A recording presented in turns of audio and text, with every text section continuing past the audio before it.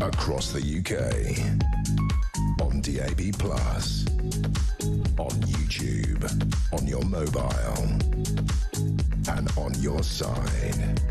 This is Talk.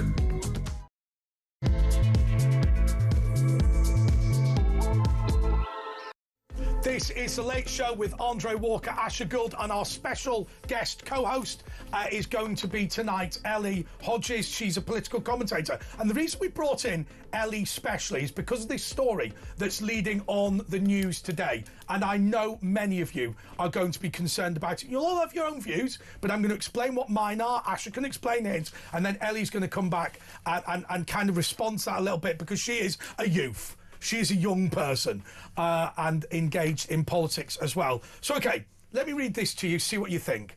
Half of Britain's school pupils have avoided school over the past year due to anxiety, a new poll has revealed. Most common cause of school anxiety is cited as exam pressure, or it might be speaking in front of the class, or it might be worrying about your appearance or not fitting in.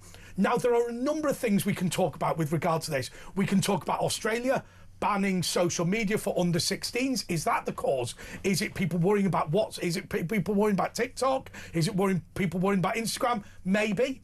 Is it additional exam pressures? Well, we've had those exam pressures for a long time. Is it? We had it a lot worse. Yeah, is it what Asher and I think it is, which is that we have literally foisted upon the young people of this country, and indeed the world, a low level of mental health illness due to the coronavirus lockdown. Angst. Yeah, because remember, for your average 14-year-old, and we've all been there, your average 14-year-old being grounded for a weekend, a whole weekend, is a punishment that seemingly... It's teenage angst on steroids, seemingly at the time worse than death. But of course then, to put teenagers and young people under house arrest for effectively 18 months is, by any account, child abuse. I mean, if you say that a grounding is like a small slap, then a lockdown is like a beating, isn't it? It's a but very then on top of that, they've got the anxiousness of their futures. They're looking at the population. They see it like us, and they're going, yeah, but this is our future that's disappeared. We can't buy a house. They're bringing in people who are dangerous people by the bucket load. We're terrified. We can't buy anything. Our future isn't here. What, you know? Yeah, we're shut down. They shut down, man. So if I'm a young girl, I have to worry about walking the streets because of migrants, and if I'm a young boy, then I can't talk to a girl because what they're going to do is attempt to accuse me of wrongdoing in order to disguise the level of abuse by migrants coming into the country. Ellie Hodges, I apologise to you in advance. Sorry about your future that we've messed up. Yeah. No, actually, we've come up with so many different reasons. Yeah. So look, you're younger than me, but you have friends who are young teenagers and whatever. What are they telling you? What are they telling you about the anxiety they feel and the cause of it? Well, I was just reading this, and it's exam pressure, being asked to speak in front of the class, worrying about appearance and not fitting in or having friends. At some point whilst I've been at school, I've probably felt all of them things. And I have never had a day off school because of that. So I don't think that's a viable excuse. And it depends what you define as anxiety. If teachers are going around saying that anxiety is just when you feel a little bit worried and don't really want to come into school, then I don't think that's a viable excuse. But as you said, I think COVID is the main thing, because people got used to kind of being locked indoors, not socialising with anyone else. And they got comfortable with it. So you think it's like mollycoddle? Because I didn't want to go to school, and I go, oh, my mum will let you go to school. But these days the parents are going, oh no, we better listen to, they've got anxious, we better give them the day off, and so all the parents are just giving in, the schools giving with them, and that's what we were told, I don't care, unless you can't walk, you're going to school. Yeah, and then also it's the self-diagnosing mental health stuff as well that's being rammed down people's throats. They're enabled, aren't they? At schools. Yeah, so then they feel that like self-righteousness of I'm just anxious, so Is there an overdiagnosis like ADHD, you've got this, you've got that, you've got depression, I think so, and I think it actually makes people feel more worried and makes them feel like they have something wrong with them, and then they don't want to come into school. So it's just a knock-on effect, every single one of these things. Do parents sort of sort of twist it around so they can get a car, because you can get a PIP car, and I go, well, if we tell them little Johnny has got ADHD and we need a car to get the car. But here's the thing I want to ask more than anything else. So, Cunning. There's no doubt that we're all agreed in this studio. And by the way, 03444991000. If we're all wrong, you can give us a call. There's not a problem. So we're all agreed that the taking time off school due to anxiety is nonsense. But at the same time, there've got to be major concerns, because I mean, as an example, with you, I mean, there is no doubt, and I don't want to make you anxious yourself. There is no doubt that it's going to be harder for you to have the success that your mother had. You will be kicked out of women's sports in a way that your mother would not have been kicked out of. You will find it harder to buy a house, much harder than your mother did. There will be, I mean, the largest sex crime against young females in the history of this nation has taken place, and the perpetrators were largely protected by the police, and the victims' parents were arrested. That's got to be a worry for anyone. And then, of course, you add into it the pressure of the fact that you were placed under house arrest in contravention of what was seemingly your human rights, and not allowed to go to school. Yeah, absolutely. And I think COVID is actually a really, really big deal. And especially, I think the kids that were, when COVID happened, were in primary school, last year of primary school, so that's like 10-ish. Yeah. I think they're the people who's had like the most effect on. Why? Because that's such a key part of when you're forming, you're turning into a teenager later on, and relationships, especially like that first year of secondary school, for example. That's a big year. Yeah. They start calling you by your surname. It was horrendous. So if you miss that first year, and then suddenly you get put straight into secondary school, and it's a much more intense environment. You get, of course, anxious, and then of course, people get used to not going. It's just happened in the workplace. Loads of people are still working from home. They sort of I can't do enables it all. I can't do the mathematics, and I don't know if you know off the top of your head, but what would happen to those people? You'd end up going in halfway through your second year properly, rather, as I call it, second year. And then because you went into lockdown again, then they'd miss that as well. Yeah. So also, it's not even that it was just one lockdown and then you went back. Yes. It was a lockdown. You went back for a couple of weeks, then it got locked down again. It's very turbulent. And a lot of schools will force you to wear gas masks or whatever it was. And kids didn't even get. The thing is, they were an at-risk group, and they forced kids to do all the I think the bigger concern, actually, is what you might have expected Ellie to say is, well, we all know the problems with A-levels and GCSEs, but actually that's not the principal concern. And I think you're right. I think this going into first year, this, early teenage years, I think that's got to be the problem. And what worries me is, Ellie, we've got research right now that says your average working class child will be will earn £100,000 less than your average middle class child as a result of these lockdowns. And so, when teachers stand up and go, don't worry, it'll be fine, they're talking bullshit.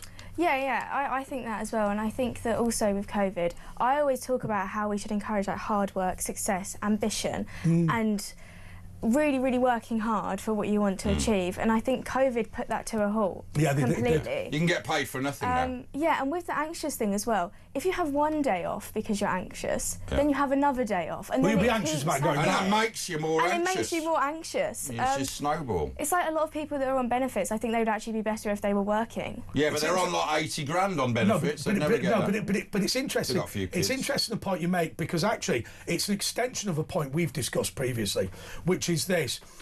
So look, let's be clear. 35-year-olds who've never had a job, who are the supersized pizza and special branch and fag brigade, right? They, age 35, having done that as their career, really are not going to be useful for much. But actually, these people quite often were 18-year-olds who couldn't get a job, and then they were plied. And the point I'm making is this.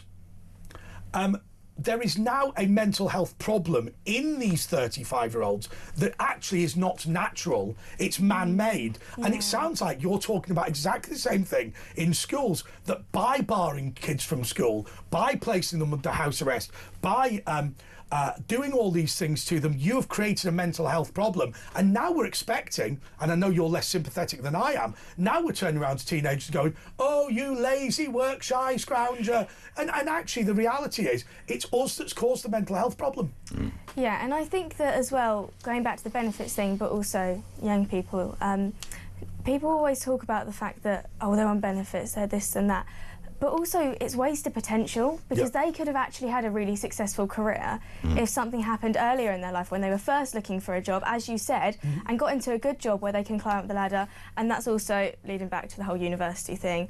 And I think universities also don't help with that. And we've got a brain drain of about 250,000 of people from your age up to about 25, and bringing in people who aren't educated. So tell me about the university thing, because I think that our view on it is this. Just to bore you with some details, we think that John Major made a huge mistake by getting rid of the polytechnics, because what there used to be was there were polytechnics that did professional training, and there were universities which did academic qualifications, and we wanted parity, and John Major wanted parity between the two of those things, and I get that. But as an example, I had a friend of mine who did his law course at Nottingham Trent, which would have been Nottingham Polytechnic, because all of the professional training was always in the polytechnics. So it wasn't true to say that the polytechnics were just It was rubbish. seen as a second tier, wasn't it? However, what has happened now is the polytechnics, which are often the name of town, insert something, then university. So it's Sheffield Hallam rather than Sheffield University, and it'd be Leeds Manchester Met. Met. Exactly. So it'd be those places. We're not Americans. But those places now, in attempting to become academic, have actually sucked in a lot of people into academia who are not going to benefit Do you know what? It's the snobbery thing. Like in this country, you're an engineer, you look down upon. In Germany, and it's a name, Polytechnic. You know what I mean? It's that's working with machines. It's simple as that. Whereas they're about 150 years old. Some of the polytechnics, they were like where the Industrial Revolution came from. They were really like the pinnacle of that sort. But they were always looked down on. So they all changed to universities. I mean, for me, the idea that every single person should study an academic qualification is just madness. Yeah, no, I absolutely agree. And I think that the more degrees there is, and the more what you call Mickey Mouse degrees, it actually damages people. Well, I think we always, Ellie, we always took the mick out of the degree in golf. Actually, if you were to call it, so as an example, an HND in golf course management, then it sounds like a much more sensible thing. HND being an on-the-job piece of training, backed up by professional teaching in the classroom. That then makes sense. But I worry about the university thing. But anyway, is your view that we're pushing far too many kids into academia? Definitely. Isn't it 50% or something like that? It's such a high amount of people that they really push going to universities, and I think the better thing is apprenticeships, or even just getting into work straight away. Obviously, if you want to be a doctor, or if you want to do something that you need to go to university for, fine. But there's so many jobs and so many people I speak to, and I'm going to university to do this, and I think, why? But if you think of some of the greats, of journalism, I was just going to say, they will not have gone to university. But I bet you that everyone in our gallery here will have gone to university. They're useless, almost absolutely useless. Whereas in the old days, you go to your local paper, wouldn't you? And you just do, from 16, and then they'd be a star by the time they're 25, where other people just get in the business. Look, Rupert Murdoch went to university, but Rupert Murdoch was the boss's son, right? In reality, if you look at somebody like Kelvin Mackenzie, Kelvin Mackenzie didn't go to university. Who's that guy with the funny hair? His family had local papers though. Kelvin's Mackenzie, I think. Did they? Yeah, but a lot of the guys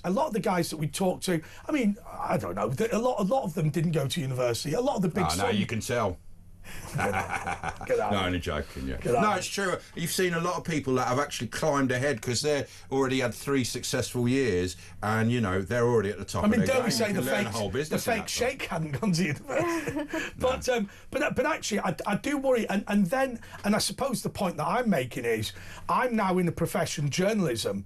I've got a postgraduate, whereas actually, most of the people that ran this industry 20 years ago didn't even bother going to university at all. They went to an apprenticeship at a local paper. And you think, well, I just wonder to what extent getting my postgraduate was valuable. They did their training in the pub, didn't they, in Fleet Street in those days?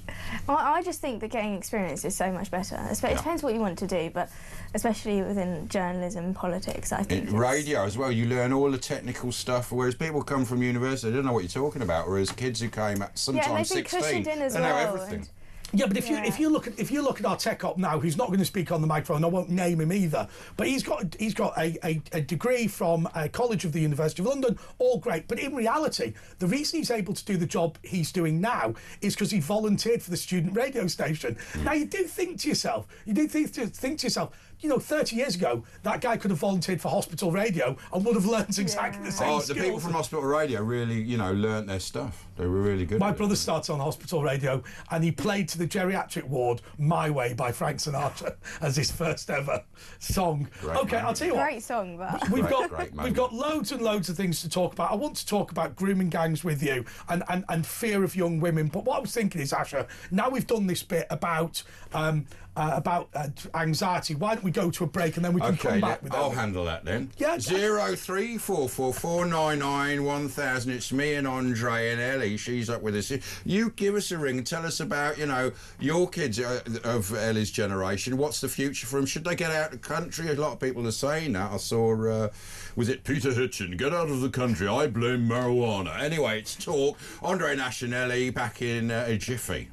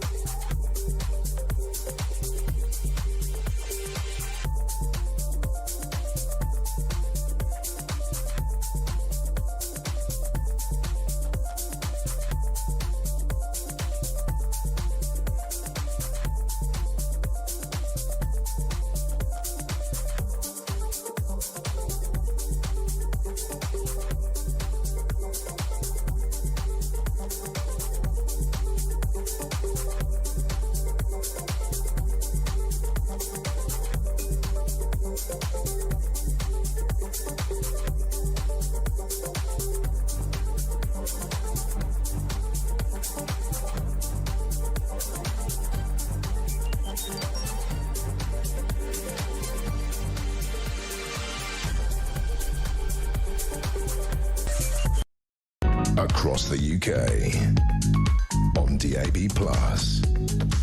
on YouTube, on your mobile, and on your side. This is Talk. This is The Late Show with Andre Walker, Asha Gould and Ellie Hodges, who is our guest co-host this evening. Ellie, you having a good time so far? Absolutely. Okay. Great. Well, one story I want to talk to you about, and we're going to come on to this whole issue with the NHS in a moment, but I've got an opportunity to talk to you, having had a year in which I've become so concerned about women, particularly young women. Mm-hmm. And the thing that I'm worried about is obviously these grooming gangs, but also the fact that there is an enormous amount of sexism now related to pushing women out of women's sports and the whole trans agenda. Yeah. And I always take the view, Ellie, genuinely, if some guy wants to walk around the dress and wear makeup and all that sort of thing, call himself Susan, knock yourself out. You only live once, enjoy yourself, that's fine. I think when you are when you are in women's boxing and you are risking the very first fatality, one punch fatality in women's boxing, that is a very different thing. It's not even just that. For me, the trans thing, the reason it frustrates me so much is when it's pushed upon really young children. Yes. Like that's not okay at all, and that's very dangerous, and that can ruin people's lives. What's your impression of what's going on in schools? Because we're told that young people don't face pressure to be trans. I'm told by a lot of parents that their children say that's different. Well, I think, obviously, I don't know because I don't know the experience because I've never felt like I... Yeah, what about girls in your year? Because I remember Piers Morgan saying in his daughter's class 4 or 5 girls were transitioning. I remember... There's a lot of a fashion of it.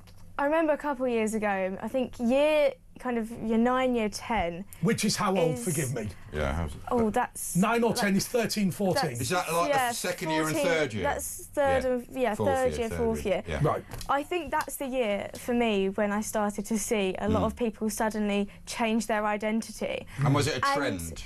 Oh, yeah, because I know some of them now, and then they're not like that anymore. And have any of them had stuff done, though? That's the trouble, that's the thing. I don't think so. I mean, that's a great danger, isn't it, Ellie? Because I remember being a 13, 14-year-old boy, which obviously, different experience to being a 13, 14-year-old girl, but I think most men would say that you were... a useful idiot, I suppose. No, not even a useful idiot. You were incompetent, I think is the best girls word. are more mature at 13, 14. But the reality is, you had your ideas, which had the basis of things that would flower into something worthwhile. But fundamentally, you were a bit of a fool. And I think that you have to protect young men at that age. And it seems to me that when you're pushing the weak and vulnerable ones into saying that they're women or whatever, I think that is the dangerous bit. If what happens is you have a stupid idea and grow out of it, then it's just the same as... Do you remember, there's no emos anymore, right? There's no goths anymore. And also... Ever since Rod Hull, there hasn't been emu. And the other thing is, self-harming has gone down since the trans thing has increased.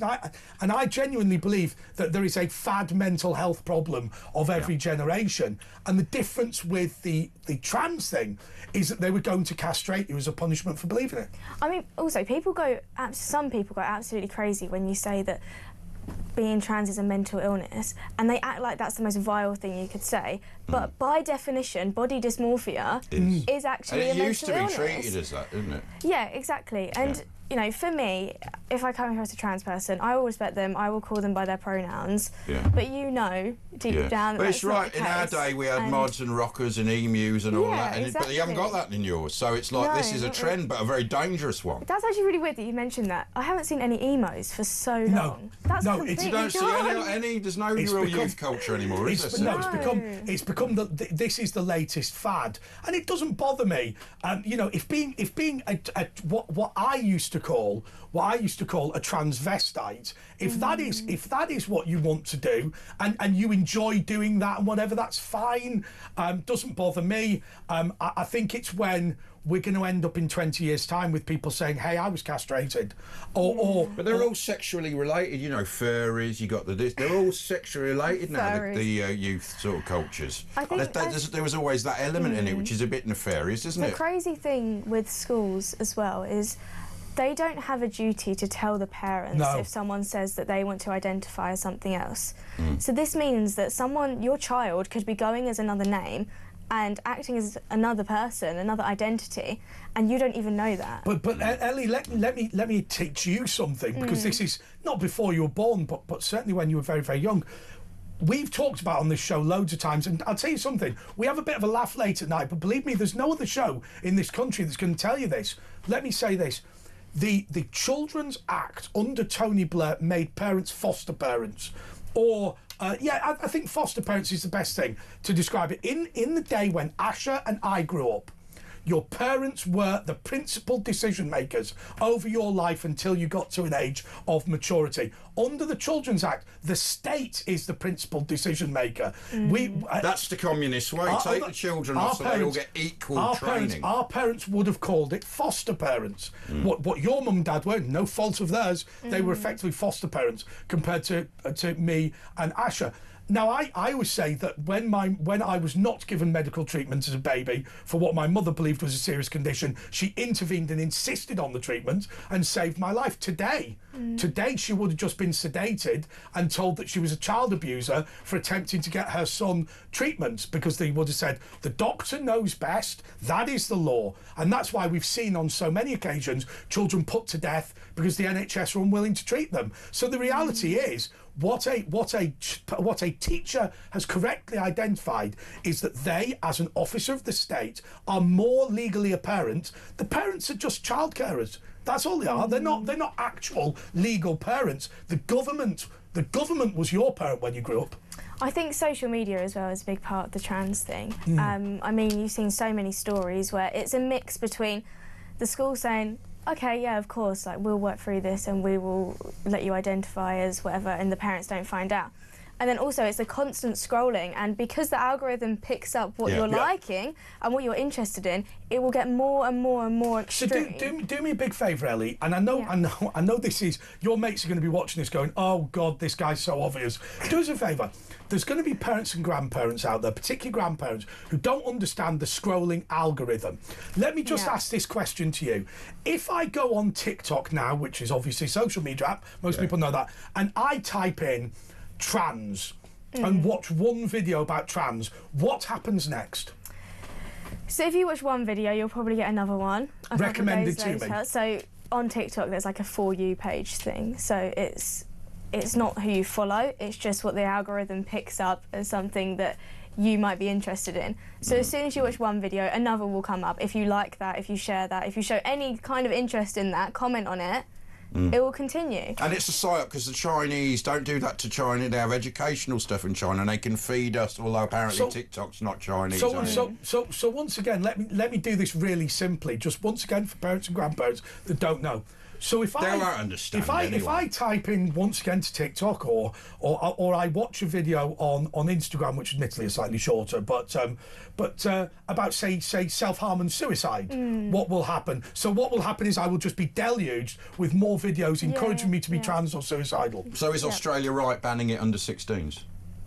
I think so. Yes, I can see that's right, because we would have banned smoking. You know, they didn't ban smoking, and then they found out it's bad for you. Social media, you can actually look at the frontal lobes of kids' brains and see when they were born on what the app was. So it's actually changed the frontal lobe, and because you're not playing outside. Well, I don't know about you, but a lot of kids don't, because it's dangerous to go outside. That's what I was going to say. The mental health thing that we were talking about earlier, that is also linked to social media, because kids and teenagers, they just don't go out as much anymore. It's scary out there, and it's safe on their Tamagotchis. Yeah, I mean, I'm out all the time, but that's rare. I mean, you know, that's but what about this other more basic thing, which I think a lot of parents are worrying about, which is a smartphone, which I think my understanding is from most parents that I know, when you go to secondary school, most kids, as part of the school uniform, want a smartphone. And I think that sounds vaguely sensible to me.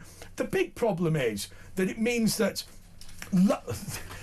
bullying, right? I don't believe in bullying. I believe in bullying amongst kids, but not amongst adults. I hate this whole, no, I think the problem is kids can be thoughtless and they don't understand the offence that they cause to other children. I think that's a reasonable comment. The problem is, it now invades your home and it's there 24 hours a day. Absolutely. And I worry that that's a problem with phones. Absolutely. I mean, issues that you wouldn't have had before social media and before phones, they rise because people are much more comfortable with saying things that they wouldn't necessarily say to your face. It's terrible, especially teenage girls. They can be reputational things put on. And some girls have killed themselves because of this. And so maybe it is right. There's not the same repercussions either for saying something on social media to saying something in real life. I also saw there was a friend of mine said that her daughter was in a WhatsApp group for the school, which are all unofficially created and whatever, and when one gets shut down, others get created. But she said, look, just thoughtless 14-year-old boys would post stuff that really upset the 11-year-old girls. Oh, yeah. Right? And I can understand that. Something that would seem funny when you're 13. But would they get round it if it was made illegal, you people your age and young, maybe younger? Probably. Which is fun. And the adults would be bamboozled. It'll probably become even more popular because people like doing things. But you fundamentally start smashing the system, don't you? It's like if you said it was legal to smoke cannabis in schools. That's fine. Cannabis use would increase. The fact that it's illegal and you're able to stop it is something that in of itself is a tool. Marijuana. Anyway, 0344 499 1000. Give us a ring. Give us a ring. Or send us a WhatsApp voice note if you're a bit scared. Hey, by the way, the other thing is we've got Ellie here. So if you're a parent or grandparent and you're worried about something, she is the font of knowledge. She's a youthful font. Think of her as a fresh spring, if you like. So Anyway, Fountain of Youth. That's me. 0344 499 1000. Back after this.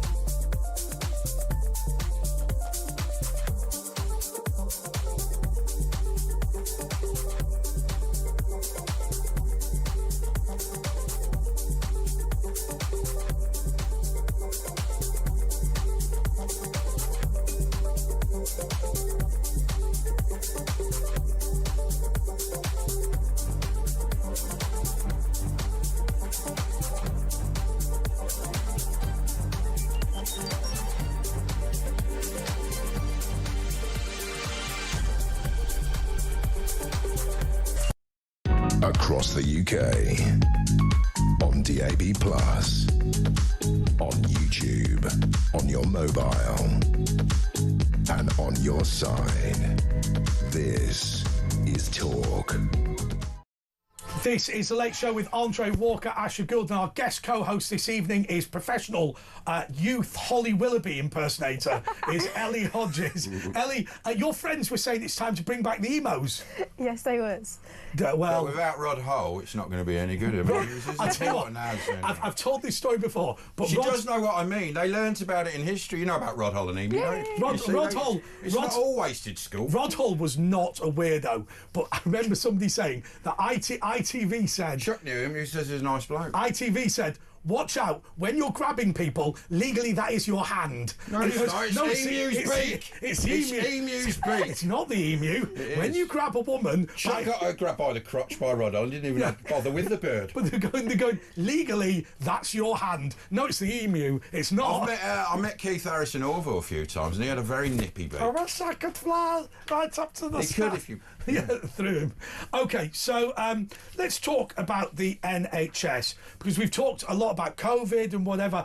I have to say to you, I genuinely think that the NHS is a pretty disgraceful organisation. I think the staff within it, many of them are phenomenal. I think that, you know, we absolutely must have a socialised healthcare system in the sense that people who fall sick on the street should be supported. But the National Health Service is awful. The way it's set up. The World Health Service. What upsets me, Ellie, more than anything else, Wes Streeting turns around and says the NHS won't survive this winter. We can only hope. OK, so he says it won't survive this winter because of strikes and indeed the challenge of the winter flu. What amazes me is the way that people in this country believe that you can have one of two systems. You can either have the British system, which is totally dysfunctional, or the American system, which is totally dysfunctional. And they fail to recognise that there are about 500. Well, there's not that many. They don't really fail. They're on. They're all filling their boots. There's people making millions, and every year you pump another load of billions, and they go, "Oh, that'll sort it out." It doesn't. That's the problem with the NHS as well. People think that just putting more money into it is suddenly going to make it perfect. Just creates more greed. It's not. It just needs completely reforming and things. Well, getting rid of, because they reform you can't keep it the same. They reform it every few years. They should basically tender it out to private companies and the cheapest bid, and that makes it competitive. Have you ever heard, Ellie, about the Israeli system? Right, tell her about the Israelis. Well, I don't really know that much about it. I'm not just asking him because he's a Jewish guy, right? Yeah, that's the Jew. Anyway, yes, so there's basically about 3 or 4 private companies, and they basically have to bid for the national health contract. So if you've got a bad leg, it'll go to, and the one that gets the lowest bid gets the deal, and so you've got there's like private, everyone's happy. There's effectively like 3 NHSs, and you get to pick which one's going to be the best. Well, the cheapest one, yeah. I think that's a good idea. And they all compete, so you get the best one. Let me ask you one other thing about the NHS, which I think was a big debate yesterday, and it's about vaccines. So once again, I'll throw out my view, and you can throw back whatever it is that you think. When Whitty, Van Tam and the rest of them went on TV saying that the coronavirus vaccine was 100% safe 100% of the time, that ruined it. Because you can only lie once. If you lie once, other people are never going to trust you. I think if now there was a vaccine that was 100% safe and 100% effective in preventing cancer, I think only about 30% of the public would take it. Because unfortunately, the very same people who told us the coronavirus vaccine was 100% safe, and by the way, it was pretty close to 100% safe, apparently, but because it wasn't completely 100% safe, because they lied, now people don't trust vaccines. Yeah, and I think as well with the COVID vaccines, because they just continue to go on and on, there was all these different boosters, people start to think, OK, what am I actually putting into my body? And the GP gets £100 a time for each one, don't they? Yeah, and I mean, I got the first vaccine because, you know, I was young and it was scary and everyone just kind of got it. But I didn't get any others after that, and I think... How old were you when you had the first jabs of that? Like 15, maybe. And did you feel bad side effects after or anything like that? No, I didn't, and... Did any of your friends suffer any, long time? I mean, everyone at my school got it because it was kind of like a bit shameful if you didn't, because they'd call out your name in class and be like, this person isn't getting the vaccine. Really? But why did you get them as school children? Shame. Well, I mean, they did them at school. You were shamed into it? Yeah. By the teachers and people like that? And they said, you can't go to this assembly, you can't go... Is that what they did? Well, I mean, it was just more like, OK, these are the people that are going to get the vaccines, the rest of you just stay in the class. That's private information, though. I know. That's a way of giving out medical information. Yeah, and that is definitely. a pressurisation, isn't it? So, any of your friends... No side effect... Because I had someone who had an injection, they've had tinnitus ever since, literally from about 5 minutes after they got it, and they're a sound engineer. And I think the stupidity of it was when they turned around, they went... Definitely no risk of the vaccine at all. Can't possibly be. And then the other thing when they sort of said, well, OK, so you've rushed through the approval. Yeah, but we've done everything we'd normally do. OK, I'll buy that. You've indemnified the drug companies. Why have you done that? Well, we've just done that. Well, shut up. And you go, we've indemnified the drug companies for an obvious reason. The drug companies have turned around and said, legitimately, we have done as best we can in the time we had, but hey, if we're wrong, you can't sue us afterwards. Now, if they'd have stood up and said, in the time we had, we've done the best we can, and we believe this is safe, I think the same number of people, or almost the same number of people, would have had the vaccine. What's actually happened now is that people who've had the vaccine, like you, you almost feel apologetic for doing it. You almost feel like you're unpatriotic for having taken the And it was vaccine. a massive money spinner. Of course, a lot of politicians owned some of these companies, had shares, and if you know, they set up their own mask companies, and we had proper entrepreneurs who'd been making masks for 50 years, calling us, going, "I've offered it. We've got the ventilators. We're not even getting callbacks," and they were being ignored. And we said, "Do you want to pursue this?" And they literally had given up this one. I think it's GlaxoSmithKline who've said that should there be another pandemic, they won't develop a vaccine, because they said that the way that the British government and others have behaved has significantly reduced their reputation. I mean, go back to the West Streeting thing on all of the front pages today.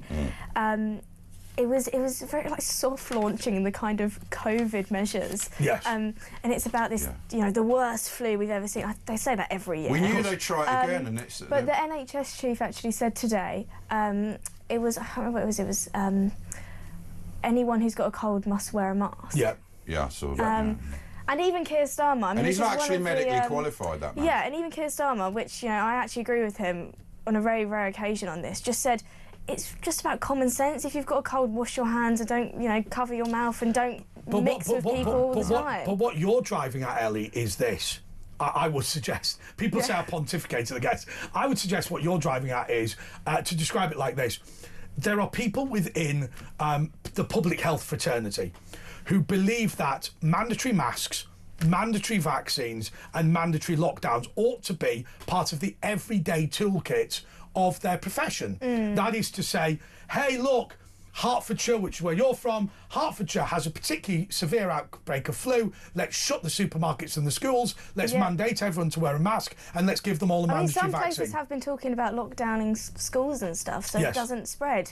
Yeah, and Starmer saying that is sort of, he probably knew that, you know, West Street was going to say that. And what I'll do, I'll come in and say, no, just use a hanky. But what Starmer has also done in the latest Children's Act is make it a criminal offence for you to take your child out of school and homeschool, unless if the local authority doesn't agree with it. Now, there is a technical procedure, which is basically, if you say, I'm taking my child out of school because the school is shut as a result of a lockdown, they'll say you are a child abuser, and whilst we investigate that case, you are not allowed to take your child out of school. So the paradox of this is that if they shut the schools in Hertfordshire, as an example, as one of these lockdowns, and you attempted to school your child at home, that would be illegal. And also, I mean, if they ever actually did do this, obviously I'm completely talking theoretically, but the economy will also be absolutely trashed by it. But that's good. But isn't that good news? The parents then won't be able to go to work because they'll end up homeschooling their children because there's flu. But Ellie, isn't that good news as far as they're concerned? Because destroying the economy, destroying the fabric of family life, destroying your ability to educate yourself and better yourself is the road to serfdom.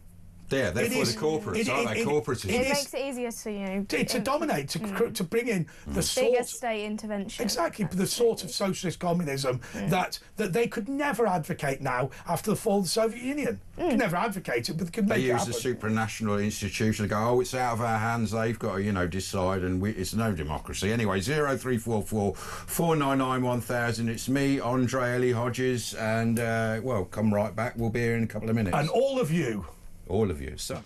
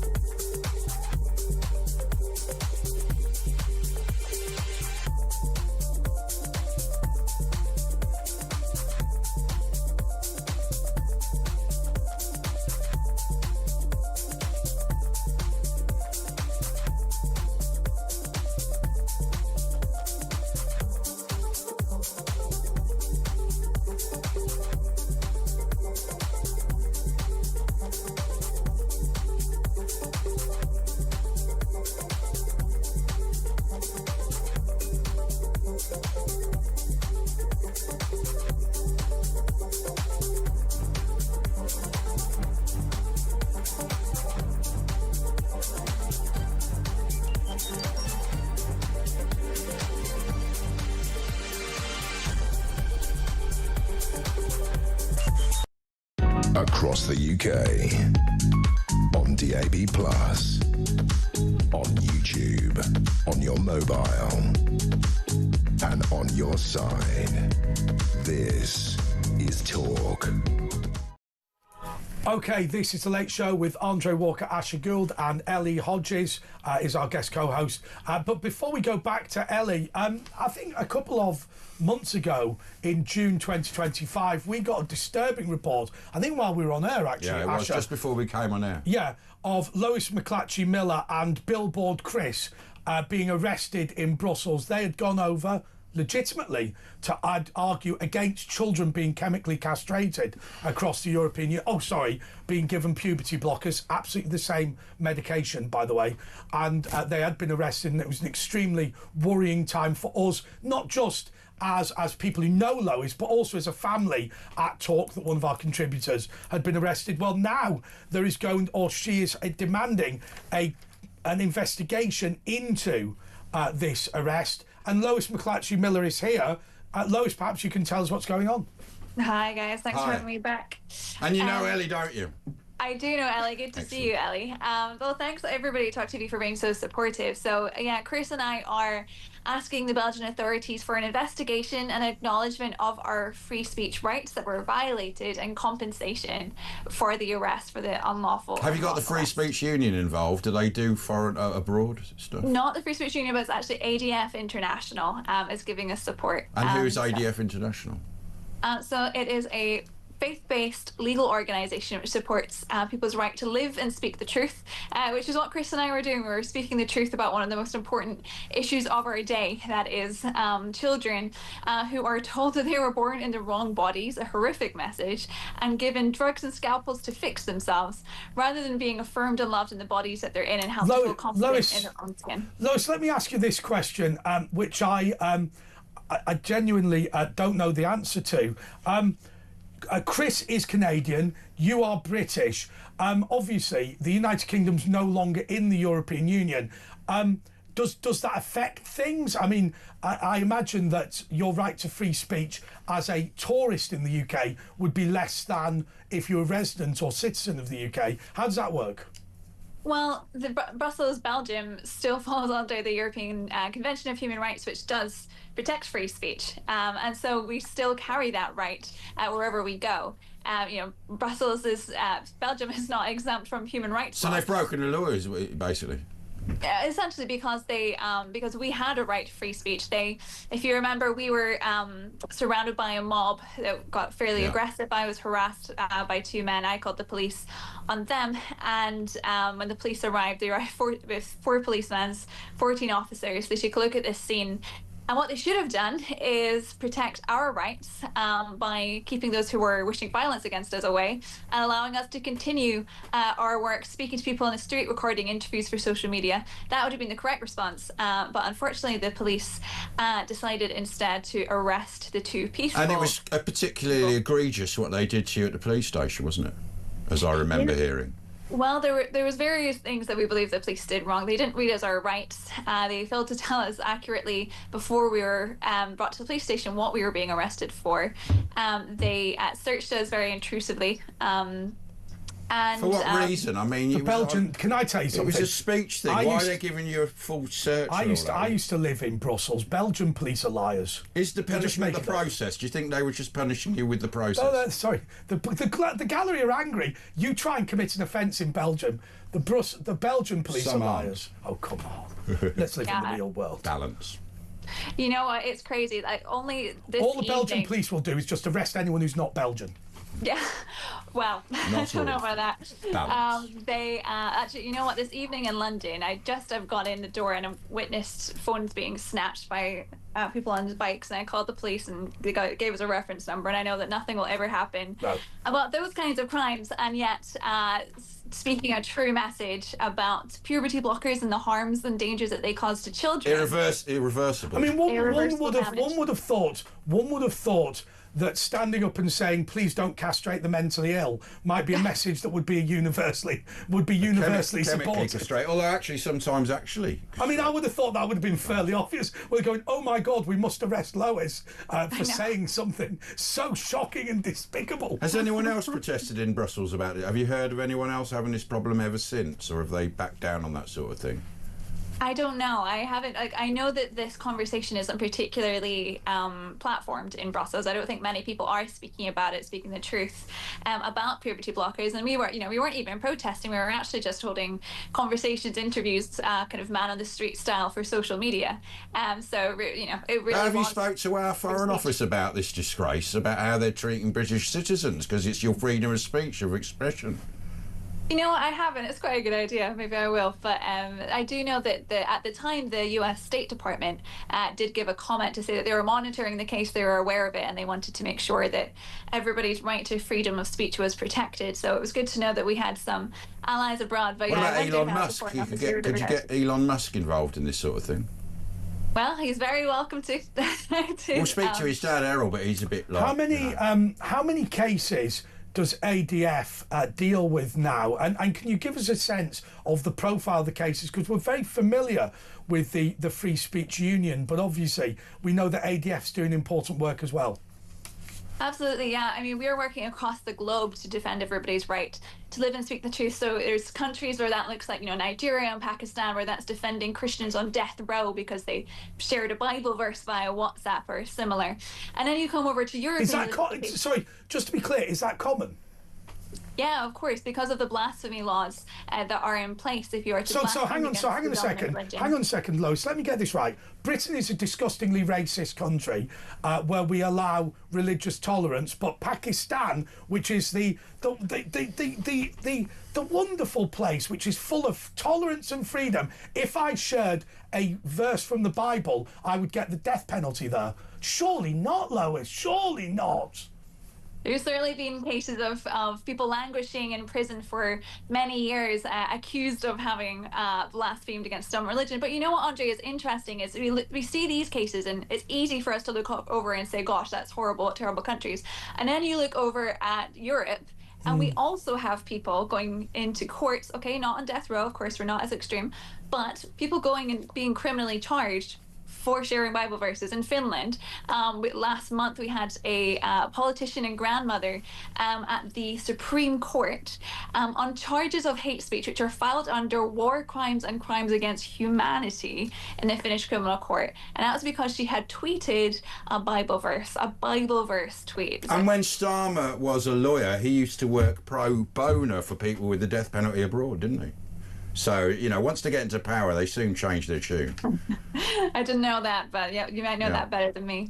But yeah, here in the UK, we've had many cases we've discussed here in the show with people being arrested or even criminally convicted for even thinking a prayer inside their head if they're sent near an abortion facility. So you do see these trends across the world with censorship for Christians. Ellie, do you feel that you are being censored in the UK in the way that Lois is worried about? I mean, I've said this before. I've said it openly on this show, and people get angry about it. She's talking about chemical castration for 13-year-olds and her opposition to it. I mean, we're having a big debate about whether child sex offenders should be chemically castrated, and we're allowing children to have it done, to have a stop clinic. Yeah, I mean, it doesn't even have to be a personal thing. You just look at all of the cases here where, as you said, where people have been censored, where people have been arrested by, like Lucy Connolly, for example. Obviously, I do not agree with what she said at all. I think it was vile. Do you know what? I don't care what she said, because it's just a load of flannel when she was just angry in the moment. Nobody cares. Nobody actually cares. And it certainly didn't incite. People didn't read that and go, right, I'm going to do what she said. I'll tell you what amazed me. I was speaking to the lawyer who defended Graham Linehan. Do you know that woman, you decide, that complained about Graham Linehan had made 20 previous vexatious complaints, criminal complaints? There had been 20 arrests. There had been 20 criminal investigations, and the court had ruled in favour of this person on no occasions whatsoever, and yet the police continue. And also, all of these non-crime hate incidents, they're all based on perception and how the other person feels. Which is ridiculous. So, because they can make where it do you up. draw the line there? Exactly. Just make it exactly. up. Yeah, surely it's where it comes from. The court should decide if you were being, you know, racist or something. It's not for someone to say, "Oh, I felt it was racist," if the person didn't intend it to be. I mean, look, let's not get into Lucy Conley, because all that's happened is there's some communists who go, Andre Walker, that disgusting fascist, said the following. You know, we get it all the time. Luckily, I don't care. But Lois, where do we go from here? Are you going to win the case, or is this just another opportunity to stick it to the evil lefties? Are your lawyers confident? Well, let's see. I mean, so they have an opportunity now to adhere to our demands and to offer us compensation for our arrest. We'll see where they land in that by about mid-January and take it from there. But you're not. What 50-50? What are your thoughts? Because they do sort of. You have activist judges, don't you, in Belgium? So it may be not going to work, is it?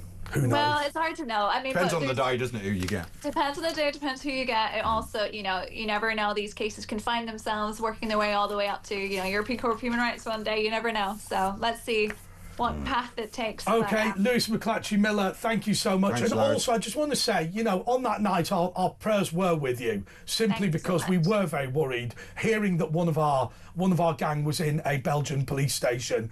I'm not allowed to repeat my comments about the Belgian police. I've done it twice now. And the company won't tolerate anymore. Lewis McClatchy-Miller, thank you so much. So I guess we'll give the final word to you. You're a new contributor. You're a new guest co-host, Ellie Hodges. What do you think is the biggest thing that we should be worried about as a country now, in terms of trying to help, whether it's help young people get the country back, whatever it is?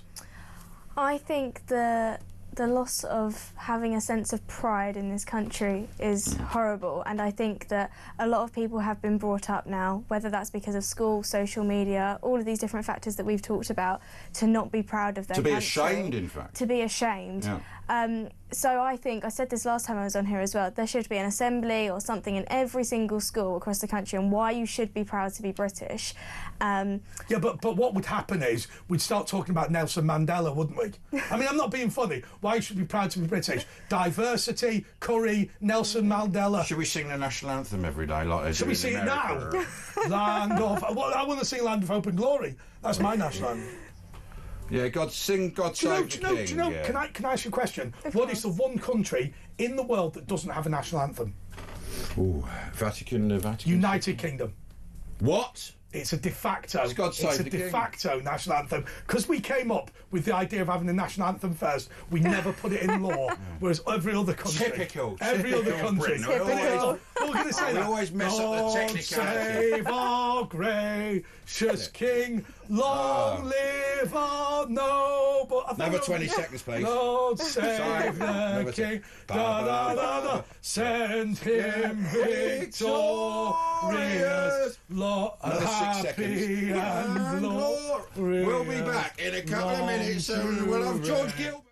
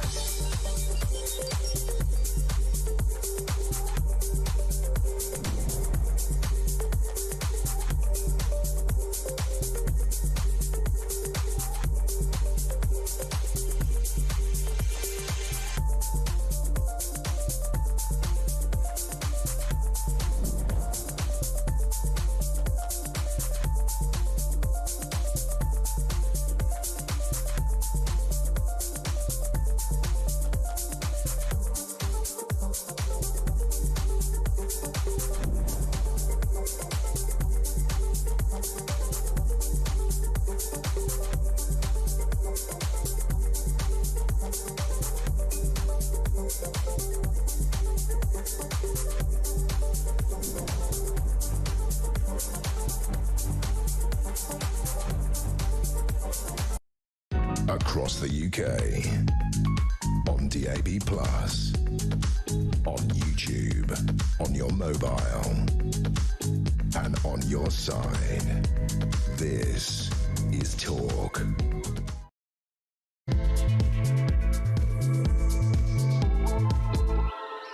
This is the press preview with Andre Walker, Asher Gould, and Queen Elizabeth I.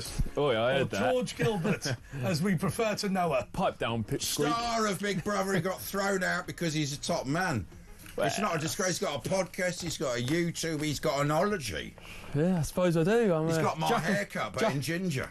Jack of all trades, master of none. Yeah, that's the way it is. So just remind everybody about your rise to fame, which was dubious. But and then your plummet. It's been a roller coaster ride for George Gilbert. Well, I was on Big Brother and said a few offensive comments, which, I mean, you tell me where the bar of offence is these days. Well, what's offensive to you might not be to you. So how do I know what I can say to each one of you? Anyway, on Big Brother, you are in the belly of the beast, as it were. So I got thrown out of Big Brother, and I've lost jobs since. I've lost opportunities because I used to do a bit of acting. Still got an acting agent. Lost all that. So life's been we were in the newspaper together.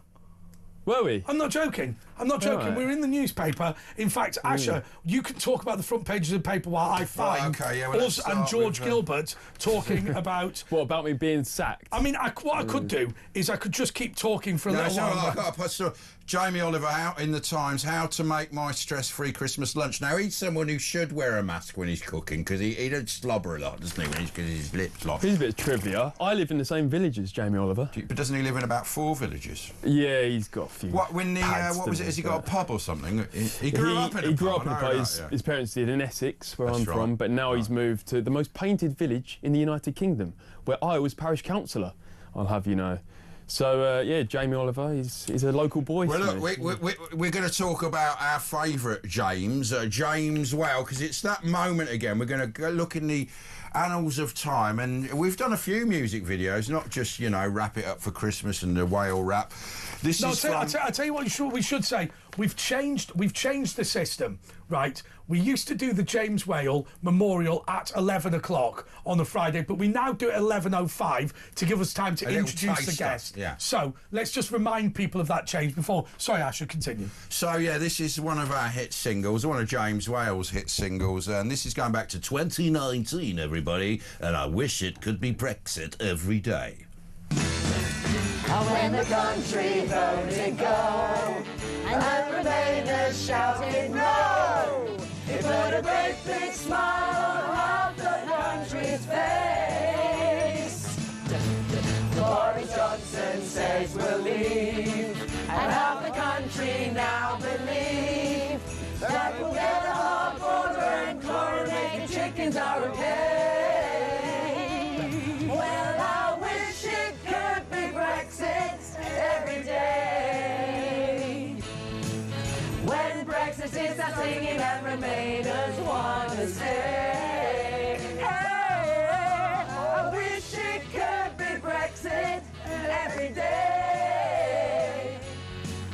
Let the bells ring out for Brexit.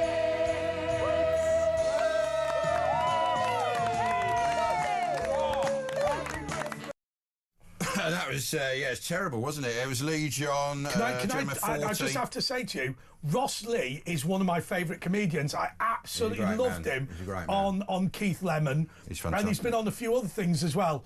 I love that. I like pigs, they roll in poo. And then, actually, anyway, it doesn't matter. Well, that's your personal preferences. We've got Lee John in there as well. Peter Straker. And, Peter Straker was brilliant at James Whale's funeral. Powerful voice. He did the Lord's Prayer. It snapped halfway through, but it was... it was a beautiful thing. Yeah, some of the windows. It was a medieval church. It was fair to say that the power of his voice and the size of the chapel were not had not been thought through fully in the planning. I enjoyed it. Anyway, look, back to the Times and... No, I don't want to do the Times. I'm sorry to interrupt you, but do you mind if we do the Sun first? No, and I'll tell you why. Because the front why. page of the Sun is just really, really simple. It's just about the man we call King Prince Charles, in honour of his time as Prince of Wales. King Prince Charles has sent his message saying it's marvellous what we can do with cancer treatment these days. But anyway, most of us have been affected by cancer in one way or another. Many of us have lost relatives. Some of us are suffering with cancer themselves. Obviously, this show lost its spiritual leader. Well, 1 in James 2 Whale. people get cancer these days. I'm sure King Prince Charles will be all right, because after all, he's a lizard. Hey. Well, anyway, it's good news. He's revealed the good news that the doctors are reducing his cancer treatment next month, almost 2 years since his diagnosis. In a personal video last night, he called his recovery a blessing and said he hoped it would encourage other patients. That's nice. He told viewers early diagnosis quite simply saves lives. And However, Buckingham Palace says he's doing exceptionally well. However, there is one thing I will say in criticism of the United Kingdom, George.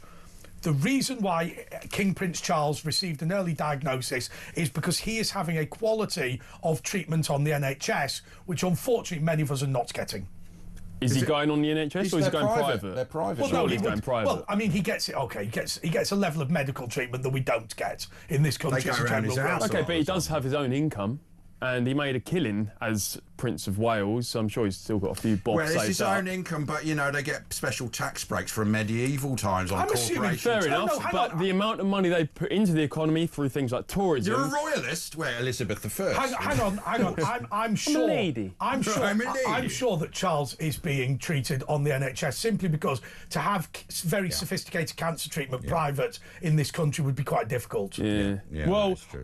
I am a royalist, but I think I want him to be a bit stronger. I want a Henry VIII figure. Where's that? You want, He's not gonna be like that, King no. Prince Charles to be Benign stronger. these What have you got? A rod, right? What are you going to do with it? What are you going to do with it? I don't know. I just feel like he's not putting the interests of real Britain first. I think he's too concerned He with. should put Church of England first, shouldn't he? He the shouldn't say status I'm quo. of all the faith. He's the head of the Church of I know, England. well, you He's like wouldn't the know it. Pope of the Church of England. You wouldn't know Do you it. agree? Do you agree with my view that much as it is a great institution, much as it is a respectable place, and much as it is the nearest mosque to Windsor Castle, His Majesty the King, as head of his own church, should not be the patron of the Oxford Mosque. And I make that point simply because if the Pope was the head of the Buddhist Gurdwara, or whatever it is, that would be silly. Yeah, I agree with that. I think pick a side and stick to it. But as soon as he became king, he changed the title. He wanted to be known as leader of the faith. Defender of faith. He rather decided than that before he the said he was faith. going to do that. It's Yeah. just faiths. It's And watering it I don't down. know. As I say, pick a side and stick to it. It doesn't mean you're a bigot and excluding other religions, but just you're the Protestant leader. But it's like be that person. It's like Mohammed bin Salman being the patron of a Coptic Christian cathedral. Yeah. I mean, that would be completely bizarre. And that's what I mean. I want him to be a bit more. not a bit stand more- by, stand stand by by your Britain. morals. Forget Yeah. about it. Also in the he's not Sun, 14-day guide to Christmas and New Year. We used to get the TV Times or Radio Times. It would be a bumper edition, but just go to the Sun. It's all in there. And Taylor Swift, My Tears and Torment Over Child Victims of Southport. That's very, obviously about that horrendous murder and injury. And that's Taylor Swift. Anyway, we're going to talk about with that TV guy. We used to have great Christmas TV in our day. You don't really. What's Christmas like for young people now? It's like, it used to be an actual television. Used to be a very important group experience because we'd all see the same things. That's gone, hasn't it? Yeah, well, in my household, it is still the thing that brings the family together after dinner. But what do you We all sit want? down and watch something. A 10-year-old Fools and Horses. We like Fools and Horses, Not but no, Mrs. we don't Brown's watch Boys? it. No, oh no. Good. Get out of here. What do you watch then? The Office UK is the creme de la creme of But TV. the special, there was a Christmas special. No, over Christmas we like the Royal Family, ROYLE. Yeah. Yeah. Have we you had like your a bit of tea, that. Dave? Yeah, that's the Anything, classic. anything? We like Come Fly With Me. That's a bit. Oh, but you can't. We know have that's banned. I know, well, we got on DVDs, so you can't get past us. They raid your house now. That's a bit you can't copy DVDs anymore, can you? There's certain ways, is it? I'm sure there is. Highly illegal. The problem, You're going to have to pay for it if you want me to. No, the problem is Come Fly With Me is one of my favourite TV shows, but they've taken it off because Precious Little was Matt Lucas blacked up. I know. But it's comedy. Let loose a bit. Why are we so tied up in racial tension? Oh, it doesn't bother me. It's often the white people talking, infantilising. It's like, you know, Mind Your Language was a show in the 70s, and everyone was very stereotypical. You know, you had the Italian and the Spanish were a bit Latin-y, and you had the Indian and the Pakistani guys would always argue. And actually, you ask people from those cultures, and they're quite... It wasn't in a nasty way, but then, of course, people get, well, oh, no, that's racist, and it's sort of the white saviour thing. Well, it's like that film White Chicks, is it? I've never seen it, but apparently two black guys are the protagonists, and they white-face. They become two blonde... I think that's funny. I think that's cool. Bombshells, I mean, I remember Eddie Murphy. That's allowed. That's why it's one-way racism. Coming to America, Eddie Murphy played those old Jewish blokes in The Barber, and it was really hilarious because he's lived with Jews, so it's not offensive, and it was actually very funny. Also, the other thing about acting is it's not really you. I mean, I'm in a film, which I keep going on about because you've got to all watch, by the way. But I'm in a film. Oh, sorry, Ard. But the point is, he plays Gary Newbond. It's not me. I'm not playing. I mean, I am playing myself because I just don't impersonate him at all. But the reality is, if somebody said to me, "Oh, Andre, the problem is, Andre, you can't be in this film because the person that you're playing is from Wrexham rather than where you're from, Lancashire. They look like you, sound like you." You go, "Oh, it's well, Gary Newbond." It's you're pretending." I know, but you've been an actor, though, haven't you, as well? Yeah, I've done my time. Done movies? Done a lot of... Yeah, I was in Downton Abbey. Downton Abbey? Yeah, I was an extra in Star Wars, Game of Thrones, all sorts of things. Killing Eve. What were you, a Wookiee? See that? Chewbacca. Ed Sheeran, you could be Ed Sheeran. I was Ed Sheeran's body double, actually. I've met him a couple of times. Really? You've got a similar body to Ed Sheeran. Well, actually, you'd be a better double because his hair's like strawberry blonde almost. Yeah, mine's a body darker and richer. A body double. And I'm taller than him. I don't know how tall you are, but he's about 5'9". You could play Steve Davis if they did a sort of 80s snooker thing. Yeah, but hang on a second.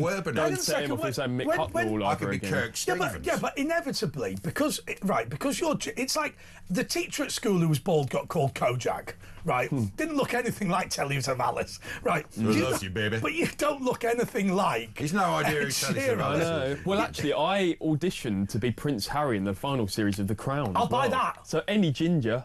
I'll take it. No, I'll buy that. I reckon they could make you up to look a bit Prince Harry. Well, it's a bit gingerous, isn't it? There is gingerism, isn't there? Well, it's not... Some kids, because you're a very confident ginger. But we can do that here. You're a very confident ginger, but who was it who said? I think it was the pub landlord who said, gingers are the Aborigines of Britain. It's true. It is true. Well, actually, we're a dying breed. And what I've noticed, I don't know if there's any stats that can back me up, but a lot of gingers I meet are gay. So actually, they're not going to procreate. Well, that means I've got to have about 20 quid. A lot of ginger guys have converted, apparently. Yes. Yeah. So the majority of white converts who are arrested as Islamic fundamentalists in Britain are gingers. But mind you, that might be the henna beard thing that they do. I don't know. Yeah, I suppose you don't save a lot of henna. Maybe. I don't feel like I'm marginalised for my hair colour, but is there something to that? I think so, because I think you're confident, but I think if you're not confident, it can actually, the bullying and whatever. It was amazing. Duracell battery, they used to call kids, because he had the black I got called blazer. cigarette, because I'm so pale and then at the time. Cool, it was amazing. It was amazing. A few years ago, somebody tried to do a whole fashion show with ginger models, and they said they went into a modelling agency, and bear in mind, you know, a modelling agency will have all sorts of people. If you can go, hey, have you got someone who's fat and 4 foot? They'll go, yeah, no problem. They went, have you got a group of people who are the typical slender models, male and female, who are into modelling, who are ginger as well? There's that famous and they just one. didn't. I saw one, there was a very famous one about 10 years ago, very famous ginger model. I saw her once walking around with Philip Green. Yeah, but the point of the story was there wasn't a whole agency full of them. No, but, you know, they like sort of outlandish looking women. Yeah, they like the eccentric looks, and that's why I grew my hair out, because you want to look different. Nobody I've met looks like me, so that means if someone's got a figure like me in mind, I'm the boy to book. But the other thing that's different about you is you've got the sort of very wide face. So if you think about it, no, I'm not being funny. Let's talk about eugenics for a minute. No, let's not. But on a serious note, most Northern Europeans right, of which being ginger is just part of it, right, that have got quite narrow faces, right? The round face thing is more typically Slavic or Southern European. So you've got the round face and the ginger. It's unique. Yeah, I suppose so. Well, it's funny you should say that, because my dad did one of them DNA tests, and I don't really trust them, because supposing I had a kid with an English woman in Kenya, how many generations would that kid have to live in Kenya for Kenyan to appear on the DNA test? Yeah. I don't know. But anyway, he did one, and that's where I get my hair from my dad. 79% British, 20% Scandinavian. Look, he's Edward VI. You could play Edward VI. But before...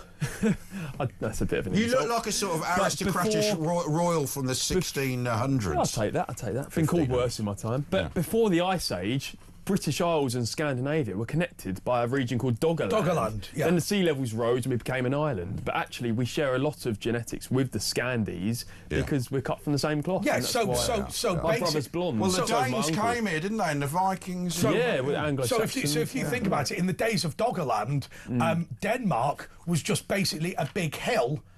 Doggerland, that's in Cannock, isn't it? In the forest. No, in Northern Europe. Look, we're struggling with this.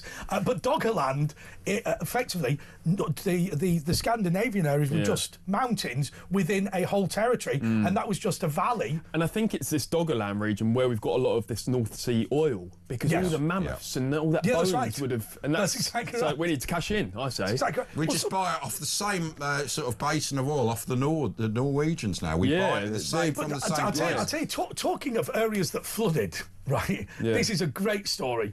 Do you know they reckon in the time of Noah, that actually the Mediterranean had dried out because it had silted up at the Straits of Gibraltar, and what had happened at the time of Noah was basically the Strait of Gibraltar had reopened up, and suddenly the Mediterranean was refilling, and so okay.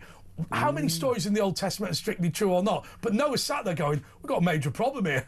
The whole area is flooded. Do you believe in Noah's Ark? Ah, yeah. Yes. They found the Ark, didn't they, on the top of a mountain? I think there's no doubt that Noah and his ark existed, simply because flooding at the time certainly happened. Not with the How two can you animals, fit two animals? I think they skew the truth. I think that bit. They're embellished. It's a fruitful thought, but I don't believe it.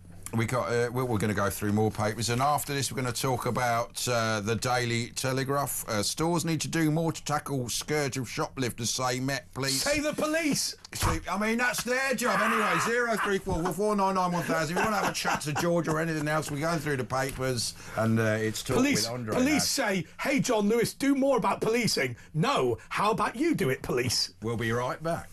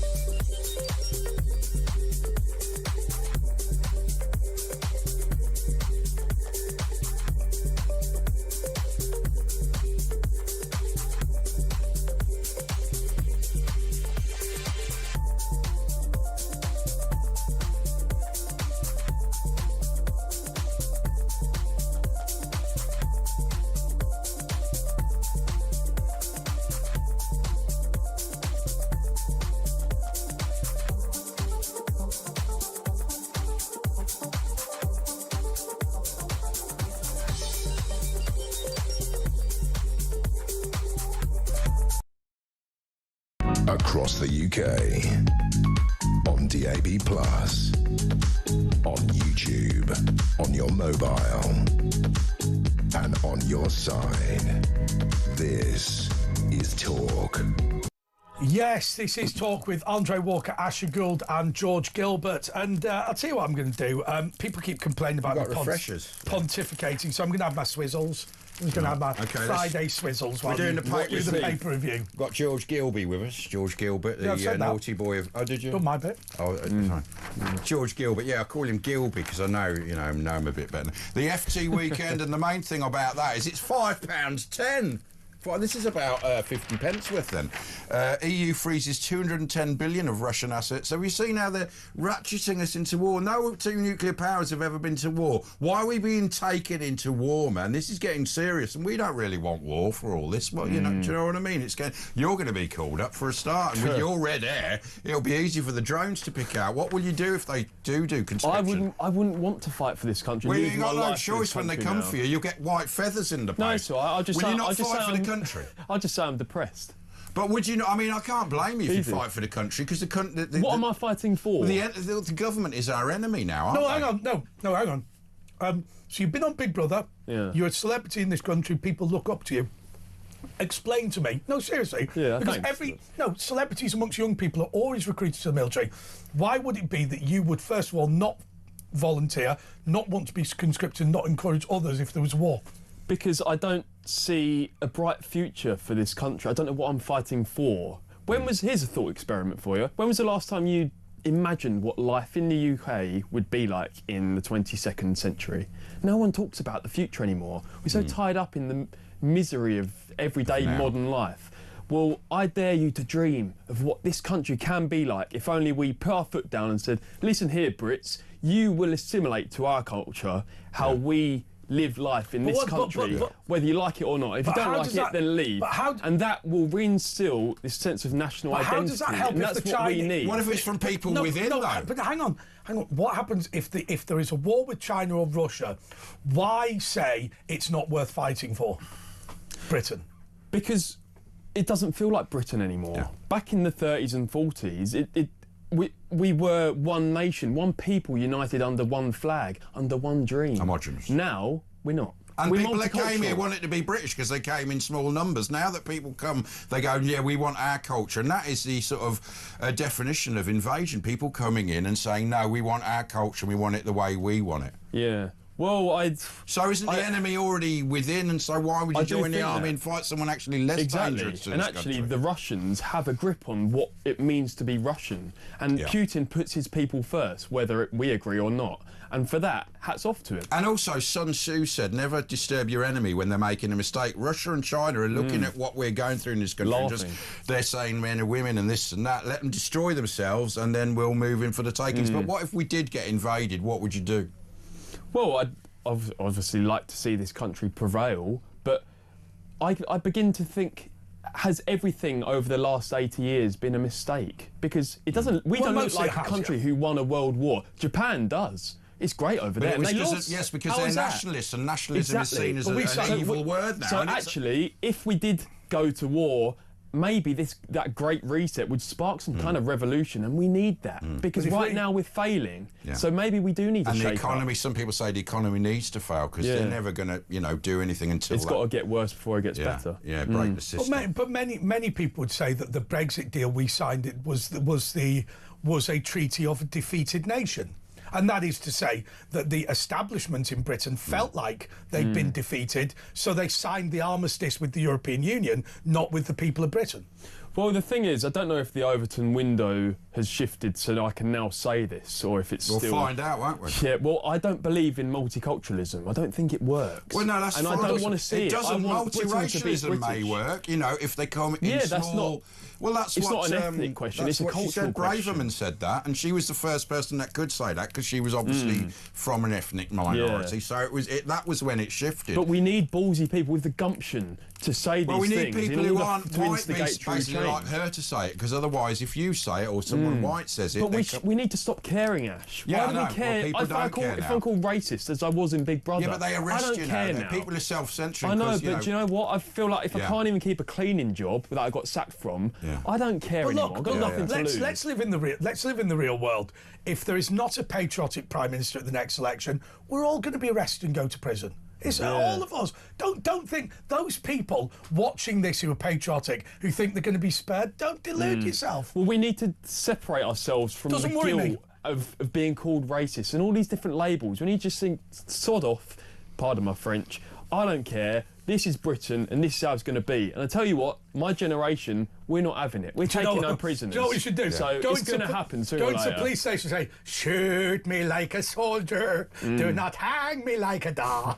Anyway, that's what I don't know if you guys have been listening to a lot of Nick Fuentes, the fallout over his interviews, but... Yeah, but he was... I don't think he won like they said. I mean, he said some stupid... He goes, I'm not racist, then he goes, I'm racist. I don't know who that is. You've got to ask yourself why he's so popular. It's because he doesn't give a monkey's what people call him, because he's standing by his guns, and actually, hats off to him for that. I don't agree with everything he says. The thing about him, he's got bravery. He's got but the thing about him, they looked at his at social media, and they noticed a lot of people in India, and he sort of got falsely pushed up. I don't know.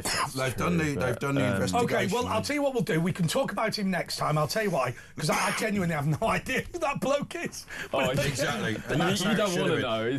Piers did brace yourself. Watch Piers' interview. No, so I think it was pretty even. I don't think it was as one-sided. I don't know. I think he did Piers. I mean, he said Hitler was a really cool bloke. What an idiot. Anyway, saying cool isn't endorsing what let's his not policies talk about that, I don't know who the bloke is. I'm not watching the interview. Right, haven't watched any of them. EU freezes 210 billion of Russian assets. Michael O'Leary is going to leave Ryanair by 2035, and Epstein cash photo trigger new questions. Can we just stop that? Just stop that. Michael O'Leary is going to leave Ryanair at his retirement age in 2035. He's 64 now. Yeah, that's right. I'm going to retire when I'm 80. Right, I mean, come on. He's a good businessman, though. He's done well, hasn't he? Also, you can't drink at the airport. Just get shedded. He's very good with horses as well. He's very good at what he does. People don't like him, do they? You know what he said the other day? I thought it was one of the most polite things I've ever heard Michael O'Leary say. He said, the big problem is that now people get on planes and they're both drunk and they've taken drugs. And he says, so it's what used to happen was they'd get on the plane and they'd be drunk and they'd just fall asleep. Now they're much more energetic than they used to be when they're drunk. He's not Jamaican. Much more energetic. The Daily Mail Christmas cheer for Charles in his cancer fight. His weekly treatment has gone so well it can now be significantly scaled back. That's good news. By the way, long live the King. He said it's a bit of a bugger. That was his quote from the King. Friends of mine have got in touch and said King Prince Charles is definitely being treated on the NHS. Obviously, we won't say which hospital it is, but it is in Slough and it's a major cancer centre. Well, that'll be tough to work out. 0344 499 1000 if you want to join the fun. We've got George Gilbert, who got thrown out of Big Brother. It's me and Andre. At Andre JP Walker, at Virtual Ash. What's your thing? George Gilbert X, George Gilbert, and then whatever the platform is. What he just said, back in 2 minutes.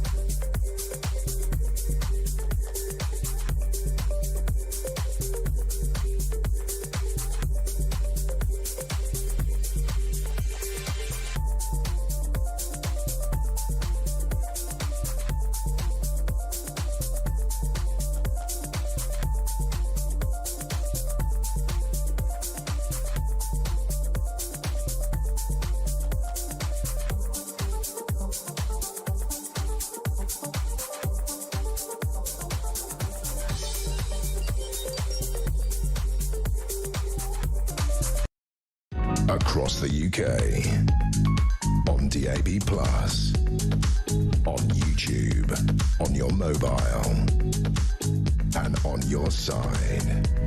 This is Talk. From Cardiff. Oh, you actually. do? You got the coach from Cardiff. Yeah, Why? Because you don't live in Cardiff. Podcast. Right, we're back on air anyway. Oh, hello, George this is Gilbert. the late show with Andre Walker. How long did it take you to get that one, George?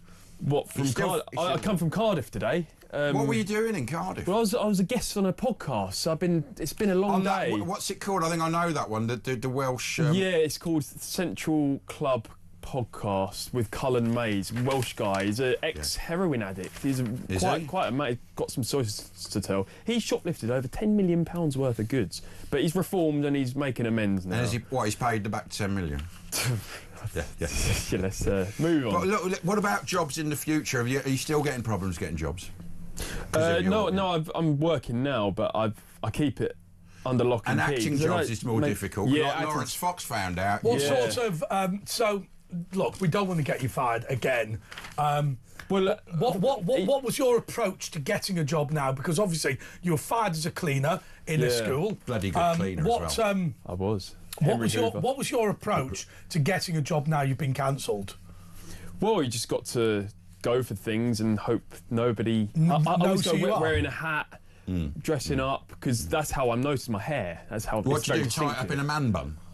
Have done before, but no, a beanie hat normally does the trick. In the summer, I don't know what I'm going to do, but no, I'm plodding along. Thing is, it's not a career. It's just a bit of pocket money to see me up till Christmas. What's your career aim? You've got YouTube. You've got a bit. Yeah, are you looking for that as a career? Yeah, that's what I'd like to. That's what I'm leaning into now. Yeah. Have got to. Hang on, I've just realised something. There's a couple of opportunities. If you're turning in the up with the pipeline. hat, that means the agency hasn't fired you. Yeah, means you've been redeployed. Well, my mum was saying, "Oh, you should just cut your hair because that's how you're recognised." But I shouldn't have to. No, you shouldn't have to. This is who I am. Yeah, she's image. So yeah, sorry, mum. Who was it who made you cut your hair? She just wants you to have a haircut. That's all you say about the acting thing. I was put forward for a Tesco commercial. They liked the look of me. Oh yeah, because a gingerbread person, he could play a gingerbread. Probably. They didn't tell me what the role was, but yeah. So Tesco commercial, penciled, so shortlisted. They liked the look of me. My agent goes, "Oh, do you want his measurements? When should he be available for?" Next thing I know, oh, we've just seen a BBC article saying George has been thrown out the house. You can release him for all dates. We don't want him. So I've lost an acting job, all because of the BBC article that's saying labels about me like I'm an anti-Semite. And let's just be clear, and I don't mean to be disrespectful to our friends at Tesco's, who now, as a result of TNS media monitoring, are going to be watching. But you were owned by Dame Shirley Porter at one point, who put council tenants into houses with asbestos, where they all died of asbestosis, and she was sued for £35 million. So, I mean, I'm not being funny, right? Tesco's are not exactly the most virtuous people. Actually, that wasn't really Tesco's fault. But nonetheless... When I was a student, I used to work for Tesco, actually, and they do pay all right, so they're a decent employer. My mate went into Tesco's in Egham in Surrey, and he said, "Hello, have you got any clothes?" And they went, "Nah, don't sell clothes in this store. We only don't sell anything like that. It's only the bigger store." And he said, "Yeah, but you sell nutmeg." And they went, "Oh, cloves! Like cloves you put in the food. I thought you meant clothes you were." Sounds like a Christmas cracker joke. No, it's true. Right, so we're going through tomorrow's papers today, so like the future, isn't it? In the Guardian TV guide, I wouldn't get the Guardian's TV guide, I'd get the Sun's TV guide. It'd be miserable, won't it? Doctors strike during flu crisis beyond belief, says PM. Kings says is to reduce his cancer treatment. Look at that, though. Look at that, though. This is The Guardian, isn't it? Yeah. We've released more details about Epstein. Let's remember, in her book, what's her name? Virginia Roberts Giuffre, apologies, said that Donald Trump was disgusted when he heard about what Jeffrey Epstein had done, threw him out of his Mar-a-Lago club, and she had nothing but praise for him. Well, here's a photo from the Epstein collection, and you know what the photo is? It's a photo of Donald Trump with some women. But they look like grown women, you know. I think they've blacked out their faces so they can't see that they're not children. What they are desperate, George, desperate to pretend that it's not Bill Clinton in the firing line, it's Donald Trump in the firing line. But And that is simply not true. I'm not in favour of banding about these allegations willy-nilly. Innocent till proven guilty, please. Yep. So let's stop speculating until the dust has settled, and hopefully it's settled in a court of law. Then I don't think it's fair that we point the finger, oh, it was Clinton, it was Trump, it was this, that, Andrew. I don't care, because if that was me being speculated against, if it's untrue, it's not fair. But if you watch, so I don't engage in that story. If you watch Channel 4 News throughout this, they've always been saying, Donald Trump's good friend, Jeffrey Epstein, and they're talking about a book that exonerates Donald Trump. They don't mention it exonerates Donald Trump, and they don't mention all sorts of allegations against other people. The problem with this scandal, I would suggest to you, George, is that they want Donald Trump to be a child sex offender, and he simply isn't, and all of the evidence exonerates him. And that is killing the left. They want Epstein to be about Trump. If there was anything about it, it would have come out, wouldn't it? But they're as guilty as the right, really, because you've got Bill Clinton rumoured to be a part of it. Well, Andy Battenberg actually stayed in contact with him after he was convicted, so that is a bit, you know. But we've got. Look, I mean, we've got examples of American politicians staying with Epstein and all this. The point is, Trump is plainly not involved. Plainly not involved, and yet. It's just the whole of the British media. Anytime there's anything about Trump, they're obsessed with it. Anytime there's anything about anybody else, they're not. Do you think it's fair that Prince Andrew lost his royal titles? Yes. Why though? Because he's still innocent. He's not innocent of hanging around with the guy after he was convicted, is he? No. Okay, but that's not a crime. No. Well, it's not becoming of a prince, is it? That's not what he's guilty Doesn't of. matter. That's not what he he's... does to the royal family. Do you not believe people deserve a second chance then? He's had second, third, fourth chances, hasn't he? I don't care until he's found guilty. Okay. She took the money, so she's clearly happy. He didn't commit a crime, but what he did was bring it into disrepute. The correct answer. Well, he's not been punished, has he? He has. He's lost his titles. Yeah, but that's not a legal punishment. He's the correct answer. The correct answer to the question, as far as I'm concerned, is that he lost the royal titles for his failure to cooperate with the American investigation. And I think it's as simple as that. I think it's really easy. Oh, by the way, I meant to say one thing to the viewers and listeners. People have talked about him losing his medals. There's only one medal that you can lose as a result of being convicted of a crime, which he hasn't been, and that's the Victoria Cross. And I think they should change the rules on that. I think that you don't cease to have been gallant because you're later convicted of shoplifting. What about Knight of the Garter? Hasn't he got that? Shouldn't that No, be? that's all gone. That's all gone. But in terms of medals, the only medal you can lose is Victoria Cross. The reason is, originally they wanted the Victoria Cross to be an order of chivalry in the same way as the Knights of the Garter. Who's got the new Knight of the Garter now? There's a space. Was it Blair? No one. No, but there is a space now. There has to be one that fits the gap. No. There's a limit. There's not. No, there's about 12, I thought. No, but there's a limit to the numbers. You don't have to replace someone. Right, OK. They didn't give it to Blair, did they? I hope they gave Blair it ages ago, years ago. No. Every day's a school day. Right. Don't say don't teach you anything on talkTV.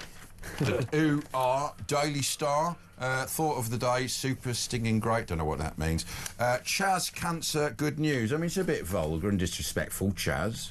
It's King Prince Charles. But his nickname's Chuck. Everyone knows that. Everyone knows that. People have a problem with calling Lady Catherine Middleton Kate. Yes. Is that a blasphemous? Well, she's Her Royal Highness the Princess of Wales. Well, that's how it is. She's not Lady Catherine Everyone Middleton. says Kate, didn't No, they? but she's never been Lady Catherine. Did you call her Queen Lizzie, did you? Hey, did you? No. People call it the Lizzie line, the Elizabeth line. She used to call herself funny. She used to call herself Auntie Lil, Queen Elizabeth II. By the way, Luke Littler is on the front page of the Daily Star, and I just want to advocate for a TV show on ITV. My God, Bullseye is back, and it's absolutely brilliant. Is it? Without Jim Bowen, it can't be. It's all right. I think you're overstating it. Oh, come on, it's brilliant. Freddie Flintoff. Freddie Flintoff, that little bloke. Who's that little fella? He's not Jim All the Bowen. questions on that show, blooming easy. I could get them with my ears shut. All right, calm down. Yeah, but you've got the darts round as well. Are you good at darts? Right? Are you good at darts? I'm decent. Yeah. Hey, we'll go on together. I'll give you a run for your money. Go on the celebrity version. Is Tony They had still a doing bloke- the I'm better scoring? at pool. I'll do you at pool any day of the week. They had a bloke on the other day. It was. I mean, look. I'm not saying this is a joke. I've got a lot of respect for him, but he was a blind darts player. And he was. Oh, really? I mean, look, he came last, right? But he didn't do that badly. He was all right. Really? Trying. Yeah. I'll tell you the trick I've noticed with darts is that actually you're not that far from the board, are you? Right, when you're meant to be. Is it six over foot, the I think? hockey? It's very difficult to get Or 180. 8 foot, something like that. We've got a dartboard in my back garden, actually. What, do you want, a medal? That's called a javelin. We've got one here. It's our practice, and In over the the Talk summer, I Sports was green room, they've got a nice professional one, actually, yeah. All right, we'll have a go after the show. Talking of archery, James Wales' funeral, can I tell you, they went, what we're going to do is we're going to do an archery shoot. We'll shoot over that road. Can I tell you, it is not legal to fire ammunition over a public highway, whether it be a crossbow, a ball-bearing gun, we've had that one before, or indeed archery. Not legal. And why don't they have? Yeah, only 2 people were hurt. Why don't they have darts in the Olympics? It's just archery for fat drunk blokes, isn't it? I mean, you know, it's actually fishing and chess are sports. Well, what's the definition? A lot of us talk sports people. I spoke to them and they said a sport. What's the definition of a sport? Is something you have to wear special shoes for. So in darts, you can just wear your normal shoes, and snooker, it's not a sport. But whereas if you have to change your shoes, it's if we were going to add any sport to the Olympics. London 2012, we were allowed to pick a sport to add in.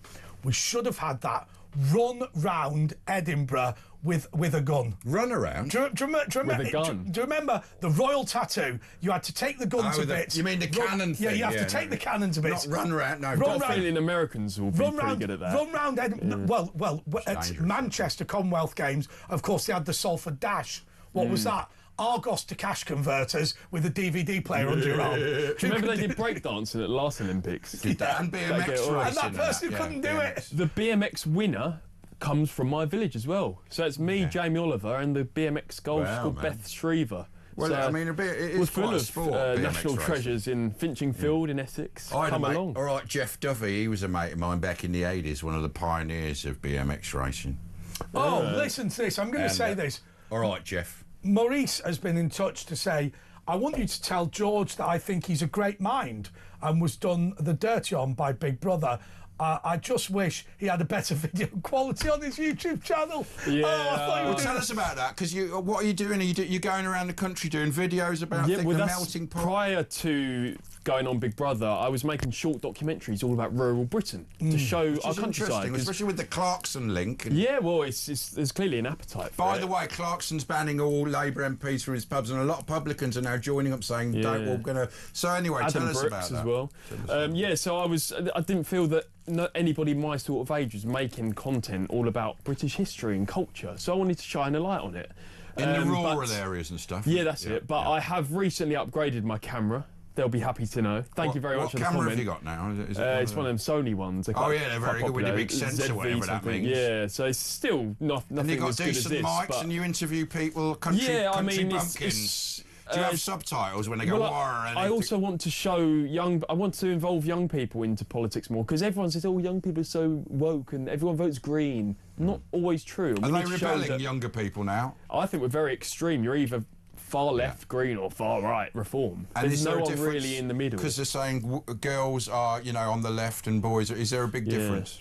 Yeah, I'd say that's true. And as a result, a lot of people are finding it hard to find romantic partners. Yeah, because they're totally and that's sad in a way. But then when you've got all these humanoids, you can... Like, the sexual appetite will be accounted for with these robots. You mean an AI sex robot? Well, give it 10 years, you mark my words, that will be mainstream. Well, of course it will. And kids now, like, maybe younger than you, are thinking, well, there won't be... People are saying in 2 years there won't be jobs. There won't be any jobs for kids. Are they actually literally thinking that? Because it might actually be true. What does that world look like? I think the blue-collar jobs, funnily enough, are the ones they're going to be raking it in. All the electricians, plumbers, they'll be going as well. I mean, they can already do farming with a robot, from sowing the seeds to watching it, much better than people can, because they can monitor. I can't imagine a robot on my roof doing the tiling, but I can imagine my bookkeeper being... Yeah, but it's easier. They'll have a robot that can do that. Yeah, but it's easier it's easier to write the Sun newspaper with AI than it is to plumb in your. It's true. Your I mean, new, lawyers, your accountants, programmers are the first jobs to go because they actually realise there's no actual physical manipulation. But what? So we're all going to be on universal credit? What does that? We're under the thumb. That's very Orwellian. But well, they're bringing in digital ID. They're making us, you know, all our money will be on digital.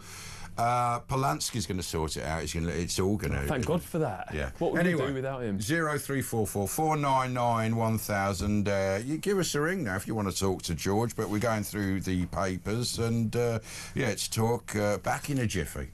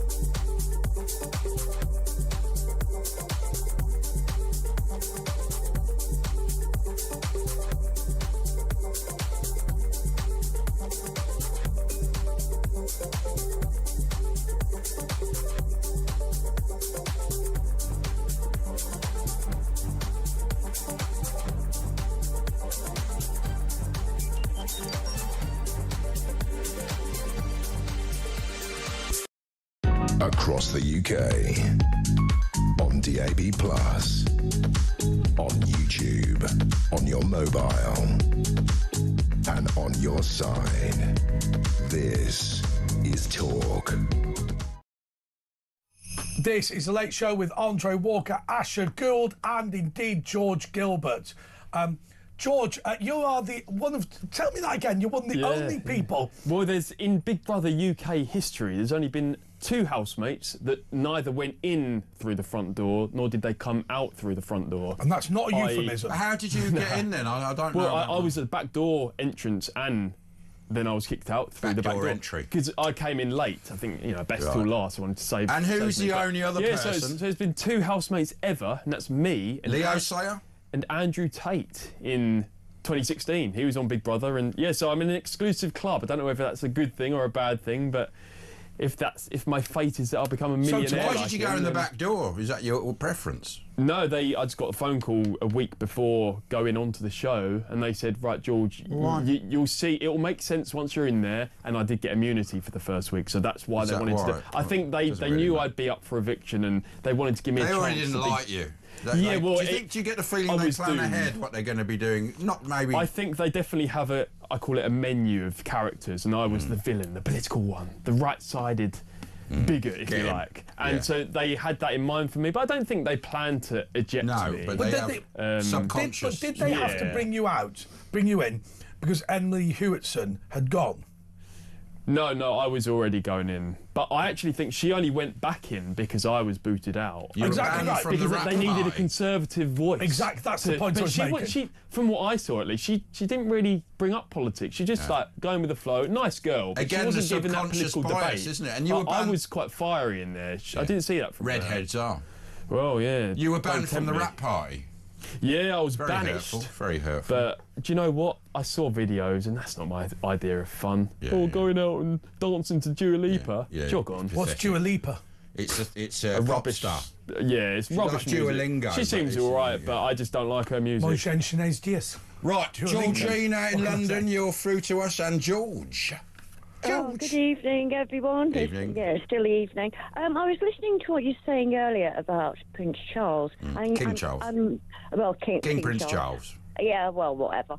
I'm really pleased that he's getting well. He's getting better. He's had his treatment. But I do think that he needs to step back from politics a little. I think he's a little too political. His mum was never political. But You know, is she but never- is On it purpose, that but is she it- knew she had to be. Yeah. But is it not possible to say that you think of him as very political because he was political, or rather, he supported things like climate change and whatever as Prince of Wales, but he hasn't actually been that political since he became king? Perhaps you are. Perhaps he's done what Didn't he you've asked. fly to one of those green things, though? You know, should he be doing that? Should they be doing that? He doesn't do. The reality is he doesn't do a great deal of political stuff. So. But I think that's only because he's ill and That may well he's be getting true. on a bit now. He wants to tone it down. So Plus- I plus, think if he was if 20 you years wanted- younger, he'd definitely if be you more wanted a political. woke leftist to represent you, who better than the Prince of Wales, Prince William? Well, he's just another vehicle purporting this globalist narrative. That's the way I see King Charles. And I don't like that. I want someone to be pro-Britain. Britain first, Do you think please. Prince Absolutely, Wilhelm will be? George. Absolutely, I agree with Thank you. right there. The fact that he should be pro-British. I didn't agree with him having the Islam people going in, the Muslim people going in to Windsor Castle and doing all the praying. I thought breaking the that was wrong. fast in Windsor Castle. It's yes, a slap The round Queen face wouldn't to have the ever done that, Protestant would she? faith. Well, Yeah, well, the I will say one thing in defence of King Prince Charles, and I'm determined to call him that from now on. I will say one thing in his defence. It was done in St George's Hall, not St George's Chapel. If you look at what happened in the United States of America, the national cathedral of the United States of America in Washington, D.C. was used for an Islamic service, which I think is a grotesque insult. And if you were to go to a mosque and have a Christian service, well, they'd physically hurt you. Exactly. However, it was only in the building. Well, listen, it's not the point. He's supposed to be the defender of the faith, and the faith is Christian. I don't agree with all this defender of all faiths. I think that's cold-swallowed. And I don't care about what chapel it was in. It's a slap in the face to all the Protestant believers and followers. And I think you wouldn't see that in a Muslim country or a No, you Hindu wouldn't. country. So No, why you should we have to tolerate it here? Well, We're a Christian absolutely. country, He wouldn't and that's the let way us it should do be. George.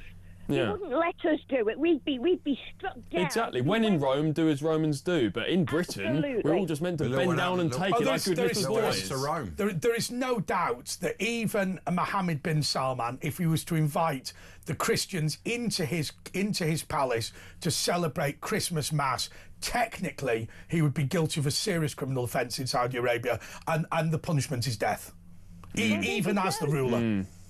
But why aren't we seeing that strength from our leader? We haven't done executions for a long time with that sort of thing. I'm not Maybe. against it.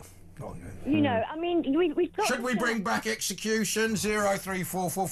03444991000. Do you want it back? I mean, we were talking about school earlier. We had no disciplinary problems when in my day you had capital punishment at assembly. Corporal punishment. And You that did not. was if it wasn't as bad. You but- did not No, we have didn't. capital punishment at assembly, hanging at assembly. Well, I mean, I'll tell you discipline, what. discipline. Tell you what. Oh, you old softy. Softy. Anything else, Georgina? Yeah, I thought I'd been cut off for a minute as he was just chatting away. Sorry No, well, I do think, with King Charles, I do think he needs to be a little more patriotic. He's supposed to be our top man. He should be looking after the British people. And I don't think, you can't be all things to all men. And I think that's what he's trying to do. Well, in that case, Georgina, thank you so much. Let me throw this theory at you, George Gilbert. Just to remind people here. Okay, so I have a theory. And you can either say this is true, load of old rubbish, doesn't bother me. Here we go. I was thinking, why is it that in most countries patriotism comes from the ordinary working class? In Britain, when they go, oh, we won the Battle of Waterloo on the playing fields of Eton. No, we didn't. We're a load of old garbage. There was a few kids from Eton, a vast majority of English people. I think that because of the invasion of 1066, it is traditional in Britain for us not to be proud of ordinary working class people, not to be proud of ordinary English people, but to think of the French as better than us. Remember, Mrs. Bucket called herself Mrs. Bouquet. You go into a restaurant and it's, steak frites. Well, it's steak and chips, right? The menu is in French. Very often, things that are continental are considered better. That's why actors and other people think of the European Union as being greater than Britain. I think the reality is that the reason King Charles is not proud to be British in the sense that we think of it is because he basically doesn't see Britishness in the same way. He thinks of it as Eton College. He thinks of it as the Order of the Garter. He thinks of it as knights. He doesn't think of it as ordinary people toiling in the fields and building the country that we've got. Well, they look down on, don't they call us the Grimbles in the royal family? Oh, I've got to go and wave to some Grimbles. Well, it's typical of these very wealthy champagne socialists, if you like. They're all in their bubbles in Hampstead Heath, and everything's lovey-dovey, and they don't step outside the M25. They don't try and see what it's like for the working people. Well, they're virtue signalling. So they're pretending that they're caring and all and this. So in their they think they're doing houses. the right thing. Yeah, but if they were real socialists, they wouldn't live in multi-million-pound houses. They'd sell it, give that away, and live in a little the hovel. hypocrisy of them. But You never. I'll tell you what. You never see, George. You never see these people in the 80s going, the miners should be fighting for their jobs. Have you ever been down a coal mine? My God, I will tell you, the fact that the grandchildren of coal miners from Lee are now working in call centres is a deliverance. Believe me. I think, did Farage say reopening the mines would be good because it's good for communities in the valleys of Wales, for instance? And actually, a lot of them like to see that because it does reinstill that community feel. Anyway, we've got these robots that'll valleys. do that now. It's not going to be humans, is it? I'll tell you what. They need some work, and that would bring money there. And I don't care if it's not eco-friendly. Ask China and India's of the world to go green if you think they're that's opening going up a to coal-fired power station every week. Exactly, and it's King Charles who's saying we need to be doing more. I'm going to close off this segment just by saying one thing. I'm incredibly pleased that you've got a job now because whilst you've exposed him now. We were in the Express, we were in the Mirror, we were in Attitude magazine about the fact that you were sacked from cleaning in a school. A fairly menial task. I've got respect, by the way. Bottom of the barrel job, isn't it? Yeah, but I've got respect for you doing it, and the fact that you got thrown out because you're a proven racist, quote unquote. I mean, it's just despicable. I know. And whenever you Google my name, those articles will come up. So the welfare team at Big Brother were saying, oh, it'll blow over, don't worry, the dust will settle. Oh, they don't care. It won't, because forever, in 40 years' time, if you Google my name... You can get it removed those somehow, can't you, I don't think so. I thought there's a way to get it. So actually, I can't really detach myself from these allegations. There is a right to forget, but you're not there yet. It takes a long time. Exactly. They're going to expect it to be a good few years. I just want to be a cleaner, Andre. No, you don't. You want to be famous. I want to be famous. It was amazing with the Henry Hooper. Right, so anyway, quickly, what were you in Bristol for recently? Yeah, I was. I saw a couple of friends, but walking up and down the residential streets, what struck me was the confused mixture of buildings. You got the first house is this really old, grand mansion. It's beautiful. It's that Gothic British feel, and then the next house would be this squalid, modern, minimalistic piece of trash. Probably things blown up in the war. That's what often it is. Well, I thought. Imagine seeing these grand Gothic buildings from the Georgian era, the Victorian era. Imagine seeing them new. I feel like I'm living in a museum, like in the ruins anyway, of a once great empire. Thanks for coming in, George. We've got to go. Yeah, We've got to take your calls. See you again soon. Cheers for having me. On Talk.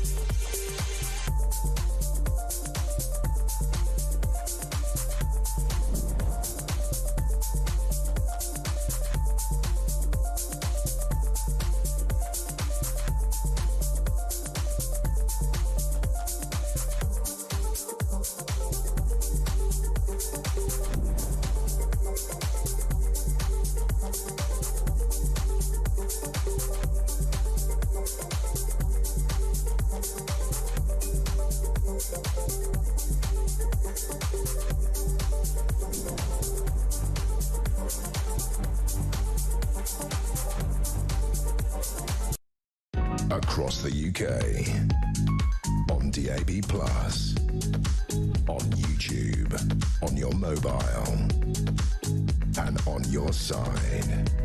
This is Talk.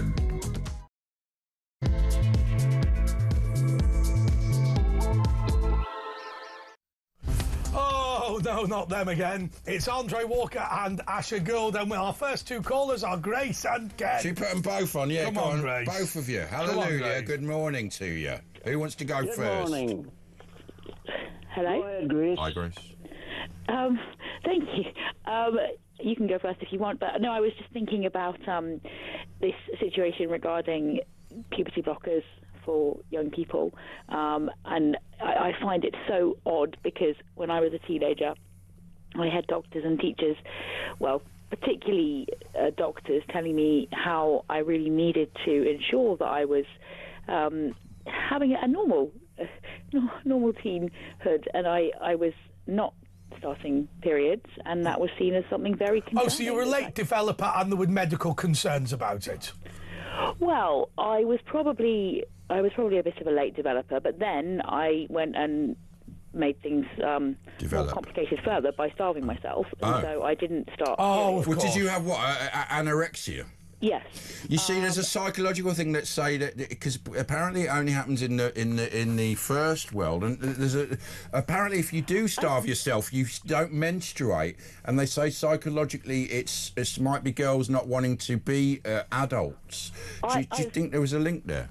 I've heard that said. I don't think that was what it was for me. I mean, I could go on about all the things that I thought contributed to my personal situation, but it was just, having people all the time, teachers were very concerned that I, wasn't normal in my health, and doctors were saying, if you don't go through puberty, if you don't have periods specifically, you will have osteoporosis. It's terrible. You must make sure that you are, doing what other teenagers are doing in terms of development. And I didn't have periods. I still don't have periods. It saves a lot of hassle and money spent on tampons. But I did get osteoporosis. But let me just ask you this. So, I mean, I'm sure you've mentioned this in passing before. You've certainly mentioned the anorexia before. I was aware of that. So, you've never had. I say no if this is wrong. You've never had periods. Presumably that means you've never had children. Of course not. No, I don't think I'd be able to. Okay, so you have rendered yourself incapable of having children because of the anorexia. First of all, let me say to you, thank you so much for telling us, because it's helpful to our viewers and listeners. Also, well, sorry, I'm probably really oversharing. It's just it just really sticks out in my mind, because I remember the doctor saying all the time, you know, you'll get osteoporosis. And you have got, and that's a terrible where if you just knock your arm, you can break it. Is that sort of thing that you've got? Well, in theory, but no, I've so been the critical point here, Grace, is very simply this. Had you been, so you are not an abuse sufferer in the following sense. You are not one of these people who a medic has come along and said, we're going to give you chemical castration, puberty blockers, whatever you want to call them. Had that happened to you, you would get to your age, having never been capable of having children and having osteoporosis, and you would be able to say with confidence that choices in your life were taken away by an abusive medic, wouldn't you? Yeah, I think so. And I think that what really sticks out to me now as a Christian is that sometimes things that we feel or want, particularly when we're young, but even as adults as well, are not necessarily correct and not necessarily what's best for us. You know, sometimes we're tempted to do things that aren't actually... But this is precisely, Grace. Sometimes, you know, we want things that God knows that's not what's best for us. And with children... But parents are told you're bad if you don't go along with your children, you know, changing. And actually, I heard someone saying that who did change, you know, went through all these operations, and then when they realised it wasn't for them, they said to their parents, why didn't you stop me from doing it? Yeah, because... A loving parent and God knows better than the person involved what's actually the best thing for them. But they groom the parents as well, don't they? And they say, no, you've got to do this for the good. And soon, there might actually be laws where they can... It's terrible. They'll say you're abusing them if you don't allow them to do it, stuff like that. Interestingly, the trans person who I've been getting to know online, who is Buck Angel, is also very opposed to what's been happening to young people. And have they been through the process themselves? They transitioned and they're not happy with it. Of about 30, and they are happy with it, and you wouldn't know to look at them that they're biologically female. But they've obviously been through puberty if they've done it at 30 years old. Exactly. Yeah, and I would still personally think that it would be ideal if they hadn't felt the need to transition to being male, but it's up to them. But they also, like some other trans people, think that the fact that this is being imposed on young people is particularly concerning. Isn't it abusive? I mean, yes. Yeah. And it's in my mind, it's partly about our kind of post-Christian ideology, whereby we presume that the best way to love someone is to just tell them that they're right. But also, it's about money, because if a person transitions, they're going to be providing money to people who are giving them drugs for the rest of their lives. I was going to make that point. There are people who phone up this show who think that Ken in London is a hero, and there are people who phone up this show who think that he's a see you next Tuesday. But at the same time, whatever you think about this bloke, and he's coming on in a moment, whatever you think about him, he is simply and very strongly of the view that you can separate out two things. You can love somebody and tell them they're wrong, right? And we live in a world now, whatever you think of Ken in London, whatever you think of him, good, bad, or anywhere in between, the fact that somebody is able to say, no, I'm afraid I simply don't agree with you on that, that has become a personal insult in a way that it ought not to. When I was a teenager, I used to do all the things that teenagers did. Oh, my parents hate me, all this sort of stuff, because they disagreed with me. But the reality is, as you get older, you learn that you're incorrect in that view. And for me, what Asha said is absolutely right. This idea that a child says, I wish to be chemically castrated, and if a parent says, no, that's a bad idea, they hate them for it, is just bunkum. Yeah, exactly. I mean, as children of God, you know, he hates some of the things that we do, but he still loves us, and that's why Jesus died for us. But nowadays, if you're arguing with someone, you're presumed to be hating them, and that's not necessarily the case. It can be the case, and I do think it's really important that we do genuinely have compassion for people rather than just being angry with the silly things that we think that they're doing. But sometimes that's the presumption that people are just hateful is erroneous, and it doesn't lead to constructive conversations at all. I mean, I think if you look at the British House of Parliament, and I really like this idea of the honourable gentleman or the honourable lady, where they basically, the idea in the House of Commons... It's so funny how they slag each other off while calling each other... They're so dishonourable now, though. But what they effectively... The basic concept is this. You can stand up and you can say, I'm extremely concerned that the honourable member's proposal will lead to racial discrimination in this country. Right. Instead of saying, he's a racist... Right, or you're a racist, which would be even worse.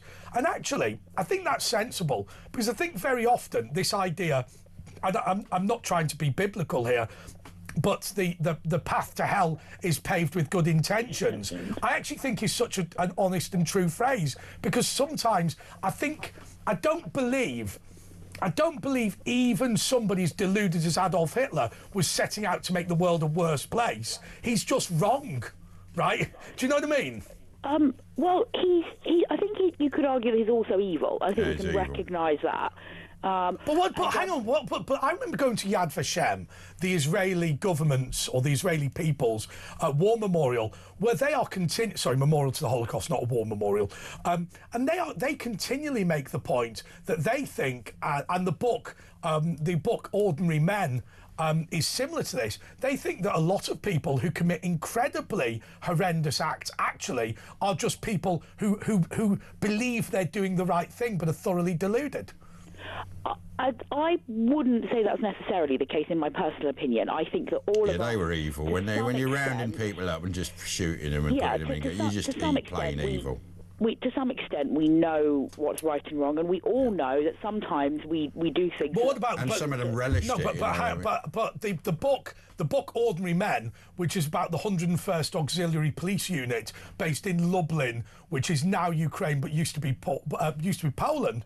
What they were saying was, we know we have to kill the Jews, it's our national duty. Yeah. I personally hate doing this job, but if I don't do it, nobody else will. That's the thing, is they didn't hate doing it. No, but this is the purpose. But my point is very simply this. I worry when we talk about people being good and evil. This is my central point.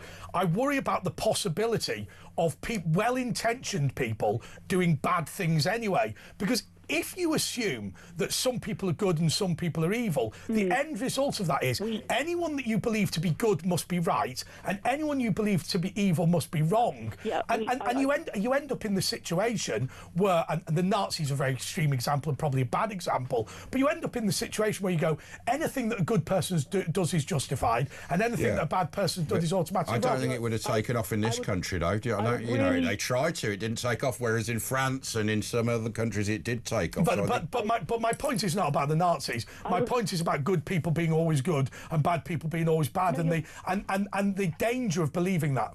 You're completely right that it's wrong to think that there are good people and evil people, and good people are always good and evil people are always evil. In reality, everyone is a mixture. We are all, I believe we're all made in God's image, and that we all, therefore, we all have the possibility for goodness, but we all are also flawed to varying extents, and we all do things that are wrong sometimes. And you're completely right, we too often think those people over there are good and those people are evil. Well, do you think it could have taken off in this country? It didn't when Oswald Mosley did it. Yeah, but we're not really talking about the Holocaust. We're talking about... Yeah, but that's just my point. You're saying, that does show the British people were good. It didn't take off in this country, and in other countries it was easy to.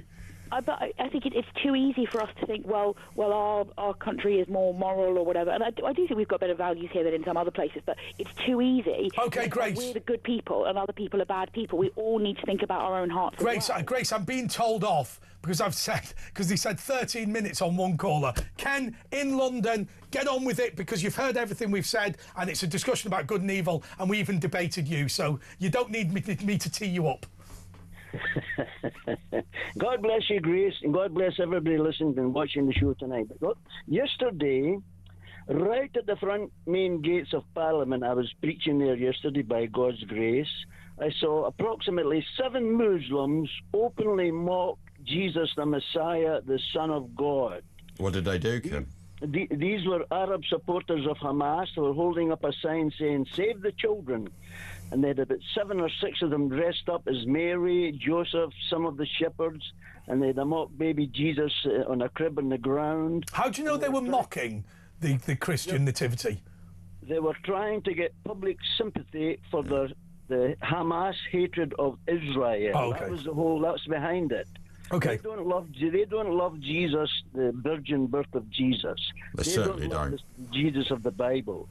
Now, this is my opinion. You can reject it if you like. They were equating the miraculous virgin birth of Jesus as him being merely a child from Gaza, the so-called Palestinian, and they are trying to promote others to support Hamas, the Islamist terrorist organization, and the cause of Hamas. It was a deception, it was evil, and it was a mockery of Jesus right at the front of Parliament.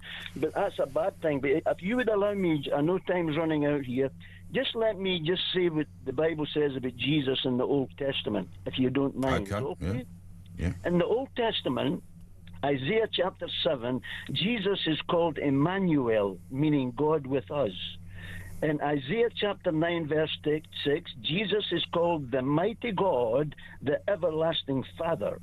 In Zechariah chapter 12, God himself states, "They will look on me, the one whom they have pierced, crucified." In Jeremiah 23, Jesus is declared to be the Lord our righteousness.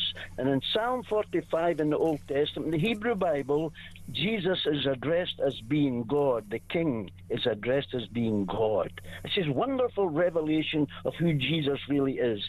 And in the Hebrew New Testament, and thanks for this time to speak, I appreciate it very much. In the Hebrew New Testament, Jesus refers to himself as being God. He says, before Abraham existed, I am is the divine name of God, the eternally existing one. Jesus. Sorry, that's in the New Testament, or you said in the New Testament. But that's not Hebrew, is it? Is that in Hebrew? It's in Aramaic. Isn't it in Greek or something? Aramaic. The New Testament is totally Hebrew, written by Hebrew writers. I thought it was written in Aramaic. Well, no, it's later on, wasn't it? So it'd be Hebrew, wouldn't it? Yeah. The Old Testament and New Testament the Bible is totally Jewish, but Jesus said, before Abraham existed, I am. Now, he took upon himself the divine name of God from Exodus chapter... He didn't say I am, he said Yahweh. Didn't he? No, when Pontius Pilate, my understanding is, when Pontius Pilate said to him, "Are you the Son of God?" he answered Yahweh. And the reason is because if you said, "I am a son of God," any Jewish man would have said that in that period. But to say the word Yahweh meant I am the God of everything, effectively. Well, Jesus himself said, before Abraham existed, I am. I am is the divine name of God. Jesus called himself Yahweh. Jesus called himself the Son of God in John. We have to move on here, Ken. And my understanding is at the Passover, when Pontius Pilate said to him, "Have you claimed? Are you the Son of God?" He said Yahweh. Which was not just a Hebrew for I am, it's a Hebrew for I am God. But it kind of is the same thing. It's Jehovah, isn't it? Yahweh's Jehovah. Same thing. Okay, do you want to go to a break? Yeah, let's go to a breaky, but give us a ring. We're going to have Paula and Cindy, Hertfordshire Bob, Nick, John and you as well. If you give us a call, 03444 I'm going to have another lollipop. 1000. He's going to have a lollipop. I might have a refresher. And where's my latte? We'll be back in a couple of minutes. 2 hours.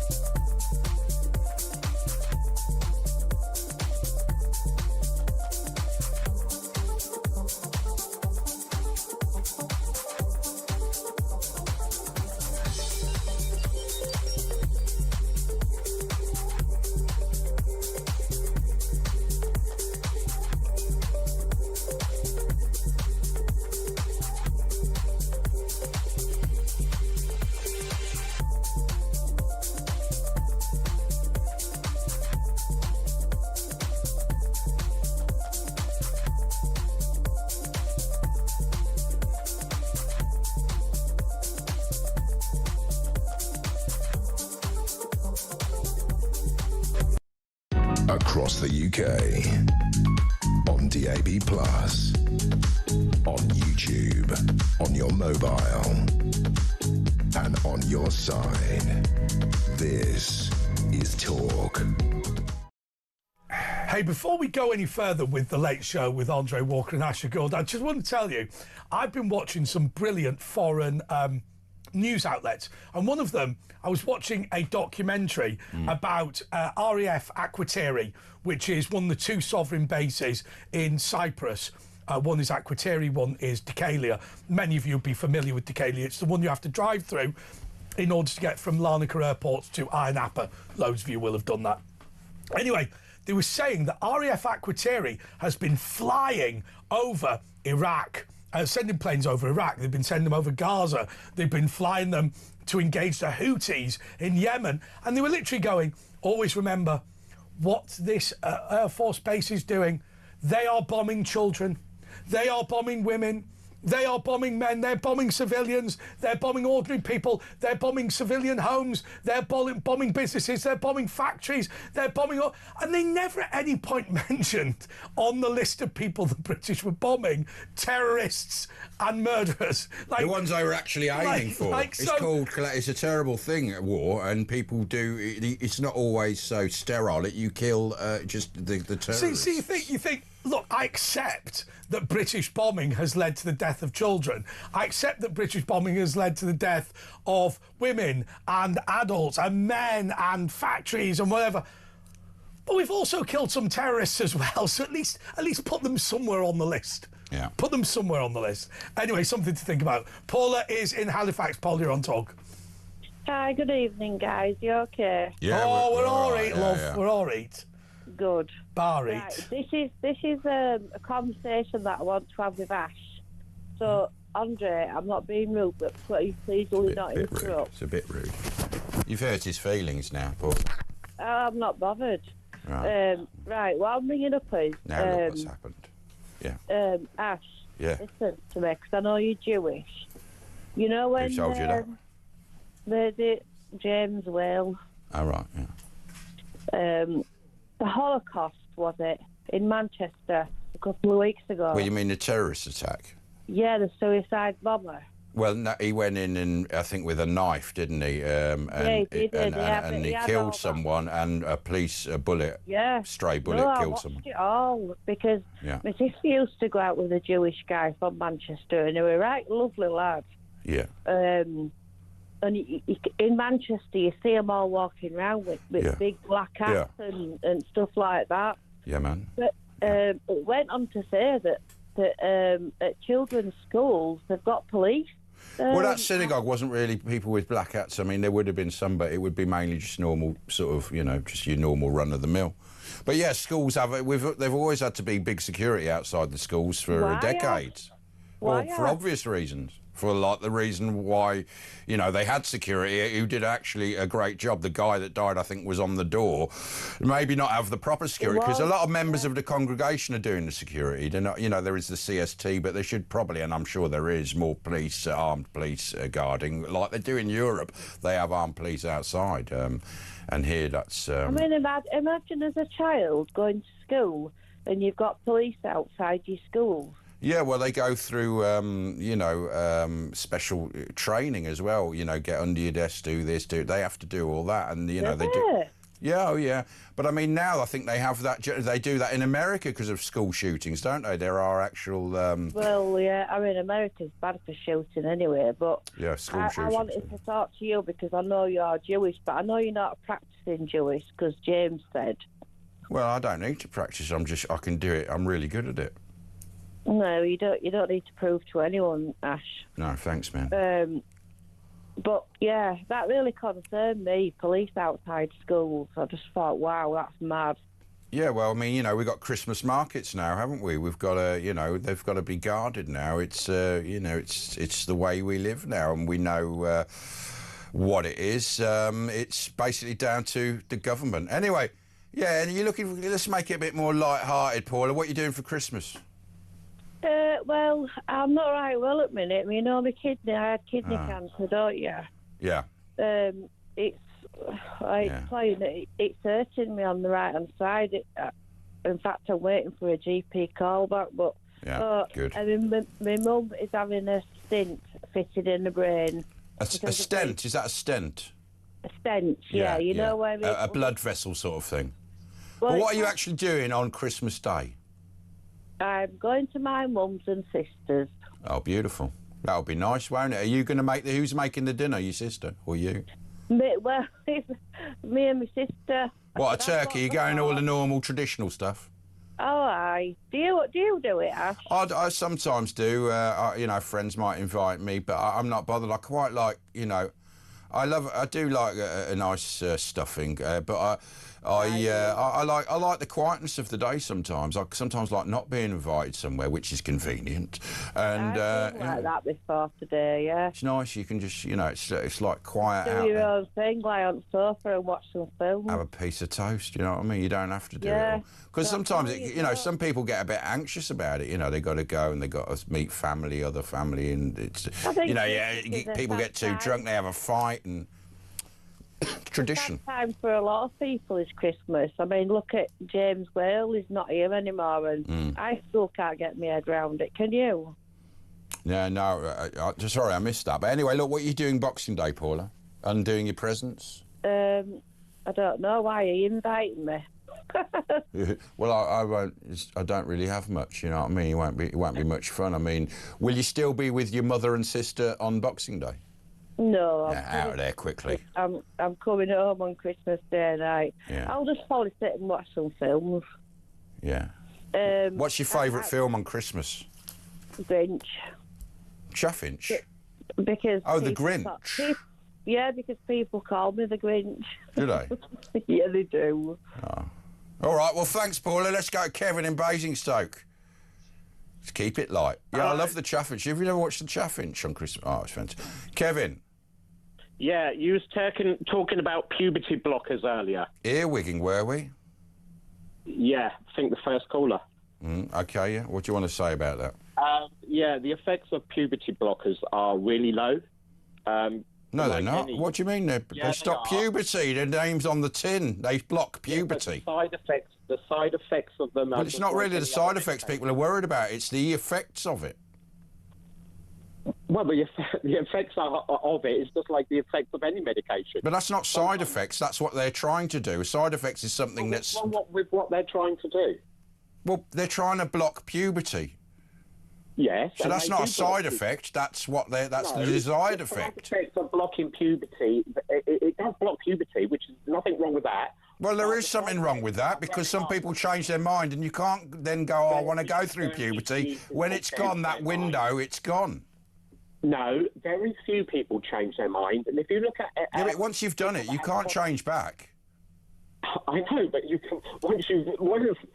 people make decisions, and the vast majority of people that have taken that decision, which is not easy, when you have puberty blockers, you have to go it's a long process. It takes a long time. Well, what do you say to people who say, I shouldn't have been talked into that? That's ruined my life. Parents are there with you every step of the way. But they're told you've got to go along with what Johnny does or you're being a bad parent. No, but what it is, children that don't have treatment, they are harmed. That causes a lot of harm in kids. Well, it doesn't actually cause physical harm, does it, if they don't have it? It causes mentally harm. Yeah, but then you can have both if you do it. If the other way, you'll have physical and mental harm.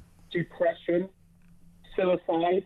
Yeah, which you can get also if you've had it and you realise you shouldn't have had it. On balance, if you balance things up, helping people is much better than not. Well, I don't know. I mean, do you know many people that have transitioned? No, I don't. I'm not stupid. I don't. Well, there are people whose lives are ruined by it as well, aren't there? It doesn't mean I don't know anything about it. No, but do you admit that there are people whose lives are ruined by it and will become suicidal and physically will become very sick from it and are sterile? Oh, no, I just told you the side effects of it is it's not a side effect. It's what they're intending on doing. This isn't side effects. Headaches, mood swings. All right, well, look, give us another ring another time, Gavin, because we're never going to come to an agreement, but it's interesting. We should talk to experts who really know about this thing. That's Kevin in Basingstoke. We've got John, Robert, Cindy, Nick, and maybe Andre as well, if we can coax him out. It's Talk, and we'll be back in a jiffy.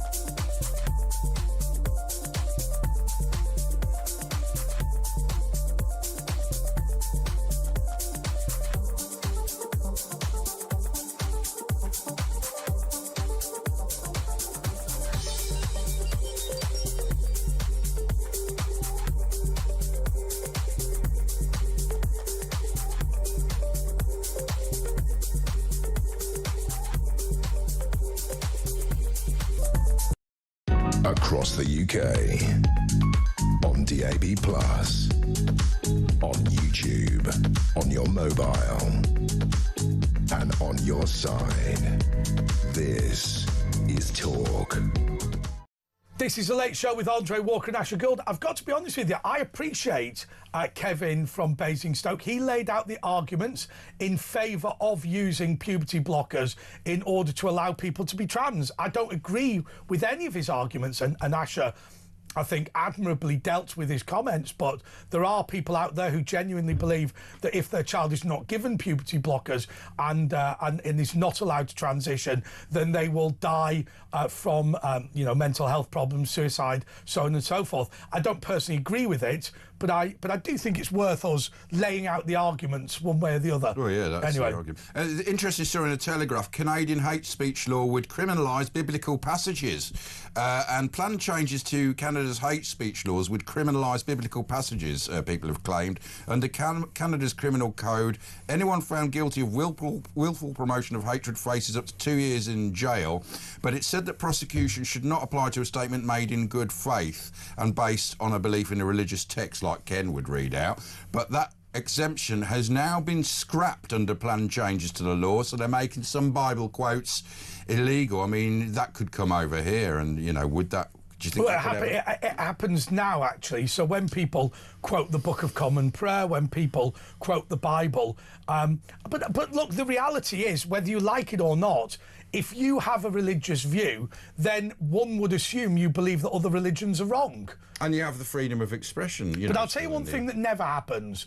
Hateful speech as a result of, being inspired by Islam, never prosecuted. Never, no public interest. Well, look at the rape gangs. There's never a racial aggravation, is there, when there obviously is from what they call them, you know what I mean? That's right. So the guy who sodomised a girl with a broken bottle and then prayed to Allah afterwards on the basis that he was breaking his Islamic faith to have done it, he was not done for... And they were calling them, horrendous, like white slags. That is obviously a racially aggravated crime. Doesn't happen, obviously. Anyway, John in West Lothian, you want to talk about puberty blockers as well? Yeah. Very popular. Good morning to you. Hi, John. Can I just say that the last guy that was on, I think, is an absolute nutcase. Well, that's his views. A lot of people do share that view, but we're all allowed to have our own views. But I consider what they're trying to do is institutional child abuse. It is absolutely unbelievable that kids are being put through this, and the parents are just as guilty as the government. They should not be allowed to. But the parents are groomed as well, along with the children in Well, many cases. let's go as far as this, John. Kevin in Basingstoke, not a bad guy, phones regularly. He genuinely believes that if you give your child puberty blockers who is trans, you'll prevent them committing suicide. Now, I think he's wrong, but he's not trying to do it. I'm sorry, but that's a load of rubbish. Well, I believe it's a load of rubbish, yes. I think it could be likely to commit suicide if you think, oh my God, they've made me sterile and I've lost my bits. Yeah, if kids are feeling like that, then what they should have is counselling, professional counselling. They should be given help, not something that's going to change their lives. They do that. They give them these counselling, but they're sort of skewed, aren't they? You've got activist counsellors. What worries me more, John, and we are going to let you speak in a minute, apologies because we've jumped in too much, but one thing that really worries me is exactly what Ash has just said there. What happens is this. If you take your child to a medical professional, because of the Children's Act under Tony Blair, that medical professional has a greater right over the decisions for your child's future than you do. That's just a legal fact. The state is the owner of your child. The parent is not the owner. They're merely the carer. But hasn't that changed in over 20 years? No, it used to be. No. That's what's You'd been have to created. get parents' permission, wouldn't you? No, of course not. So you take your child to that medical professional. That medical professional may well take over the treatment and not seek the permission of the parent, or even prosecute the parent for child abuse for refusing that treatment.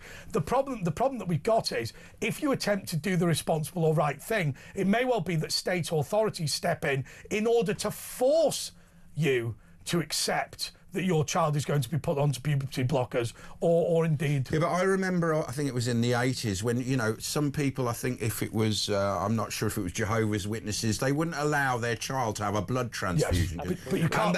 And that was legal, and then they changed the law because of that. Yeah, but you can't do that now. Yeah, well, that's what I'm saying. It's not always been like that. Parents did have the final say in the old days. Anyway, sorry, John. Sorry, I appreciate your comments and your views on this, but I really do think that this is another example of the state taking over families, taking over the population. Something like this where children are used, that are being abused, that they're being put through experiments that they have no control over. This is something that happened. Yeah, but the thing is, like with the blood transfusion thing, you can see that's sensible because the child will die without it, and you can see why the law... But what they do, they use it, they say, well, the kid will kill themselves, so they're making it a terminal disease, even though that's how they get that into saying, well, we've got to take over by saying it's lethal if you don't do it, which isn't the same as a blood transfusion, which actually will be lethal if they don't have it. This is the nonsense. What this... situation now is, this is something that Joseph Mengele did in Nazi Germany. This is where we experiment on It's children. experimentation. Well, George Orwell said it takes intellectuals to be that stupid, because someone like layman like us can see it's silly to do what they're doing, but of course they're the scientists, they know best. We can make a vagina out of a penis, we'll cut the end and we'll put the... You know what I mean? And obviously that's wrong, but the intellectuals can be that stupid. Yeah, but... They're in charge. There's no difference between men and women, for God's sake. Come on, let's... Well, we know that's what I'm saying. You don't have to be an intellectual, but if you're an intellectual, you will argue with that. If you're a scientist, you go, oh, you silly little people, we can make a man into a woman and vice versa. Where we know that's wrong because, they've been educated into it.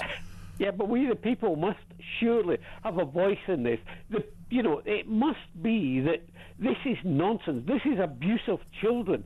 But, they say that children, that you can't have a vote until you're 16. But here, suddenly, children are being put in a position and their lives are going to be ruined. And if they change their mind, they may have, want to be a boy, may want to dress up as a girl, and a girl might want to be a boy and all that sort of nonsense, which children do.